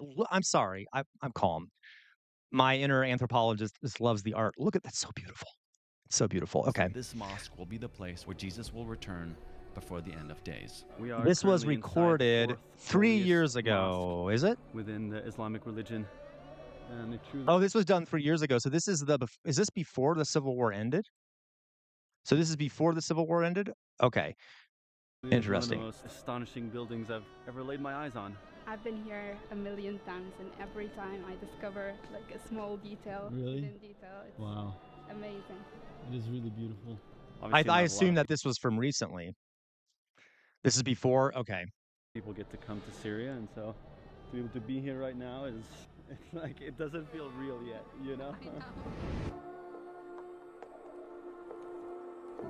Jesus. That was after Oh, okay. So this was okay. That makes sense. I thought this was after the civil war, with Assad and all of them. So the ISIS would have mainly been in eastern Syria. I get it now. All right, mainly eastern Syria. So this is before the stuff with Assad and things like that. All right, that makes sense. Assalamu alaikum. Oh, you want a photo? Yeah. What did they say? Are you a foreigner? We're not used to getting so much visitors, especially in the last period. That's why you see the young generation looking at us all the time, because they're not used to seeing foreigners sitting the country. So, Okay, yeah. How are you? My first few hours in Syria had been completely polarizing. The narrative that the news had told me all these years about this country had constructed a very different image in my mind about its people, as I felt an immense eagerness from the locals to not only show me their country, but also to connect with those who came to see them. Yeah, people are really open. The videos I've seen of people going to Iran, like those people are they want to talk with like an American. They like talking to other people. It's not like they hate Americans. Okay, they're human beings. They like talking to people like from other places. All right. Yeah, me too, Jonas. God, Jonas, don't even get me started. You're so right. He has a more recent one, Matt Saigai. Fascinating. Okay, but this is still interesting. Because we do forget the human aspect of this. Okay. All right. Well, let's stop there, folks, just because for the sake of time, that was really good. I kind of want to find a more recent one, maybe at some point. This one is a precursor. Okay, then maybe at some point, Matt, we should watch the more recent one because I want to see the more recent ones as well. But it's still good thing to see here, folks. Good thing to see here. Like, obviously, I know this might be shocking, but they're humans. Okay, they're humans. Okay. All right. So, what time is it now? It is all right. So, folks, I'm going to get off now. Okay? You know what, Jonas? Jonas and uh, okay. How about this? So I see a lot of feedback here. We will finish watching this. Okay, we will watch through the rest of this. As a matter of fact, maybe at some point we'll watch the second one too. Just for now though, I'm going to stop and then maybe like we'll watch the rest of it. Okay, I'll save it. But for the sake of time, we can't do it right now. But I would, because I am really enjoying the video. I really am. So we'll watch this and then at some other point. Okay. All right. All right, you guys. Oh, I need to go do some crap though because we're having a after dark stream later. And pull up my face. Okay, guys. Gonna smoke a salad. Oh, that sounds fun, Jonas. See ya, Jonas. Okay. That was a great video. Thank you, Matt Saigai. We will definitely watch the rest of that at some point. Maybe we could even watch some of it during the After Dark stream. That'd be kind of fun. We'll think about it. Okay, guys. You all know what I'm about to say. Thank you, everyone who came by. Please join our Discord if you haven't already. We have a fast-growing community on there. It's a great community. I will actually post a link to that community in there. Okay, generate a new link. I just made a mistake. 1 second. So for anyone who is not part of our community can join the community. I recommend you do. If you do join the community, you'll be able to recommend things for me to react to on stream. We also we provide a lot of help to each other, etc. I didn't know that, Doug. That's really funny. Okay, so I'm posting it in the chat now. Please join our Discord if you haven't already. Great community on there. And I'm not just saying that. It is a really great community. We're very kind to each other. Okay. Thank you everyone who contributed. Really, thank you. I've not been making as much money this month, mainly because I haven't posted really any videos on YouTube. So it's mainly my fault. But thank you everyone who's contributing. Okay, guys. And on that note, you know what I'm about to say. First of all, free Palestine. Free Palestine. They're human beings. We can't let any human beings be treated that way. Second of all, never stop resisting. The easiest way to resist is to think for yourselves. The easiest way to resist is to think for yourselves. And that includes when you watch me. I'm not perfect. I make mistakes. See what other people are saying. Don't get caught in an information silo because the easiest way to resist is to think for yourselves. Okay. Thirdly, here, we are living in a fascist moment in this country, not only in this country, but in other countries around the world. Fascism thrives in an environment where people have lost faith in their democratic institutions. And what we need to do that is we need major reforms. We need major reforms in this country and in other countries around the world. The UK needs to do something as well. So does Poland. A lot of places need to do something because we need to resist fascism. Don't stand in the center. Don't be like a slug on the ground to be trod over. Resist fascism. On the wall behind me is a sword. The name of that sword is Chainbreaker. Chainbreaker is thought to have been responsible for the death of 7 slave owners. Why do I have it back there? I have it back there to remind everyone that our ancestors made some major sacrifices for some of the things today, some of the liberties we have, some of the things like that. Okay. We cannot let their sacrifice go to waste, folks. Please, please, please do not let their sacrifice go to waste. And always, always, always fight for a better future. And on that note, folks, for my Muslim friends out there, peace be upon you. Salam. You're all human beings, of course. I hope you know you always have a place in our community, whatever the rest of the world may be saying. And for everyone else, you all have a good rest of your day. I will be back on for the after dark stream, which will be sometime between what, like 6:30 and 7:30 is when I'll go live. Please come to that. It'll only be on Twitch. I will make sure to I'll make sure to, bring, I don't know, a drink or something. Okay. Anyway. Oh yes. Oh my God. You're right, Doug. 6:30 p.m. to 7:30 p.m. Eastern Standard Time. Okay. So that's what we'll be doing. All right. So please come to that.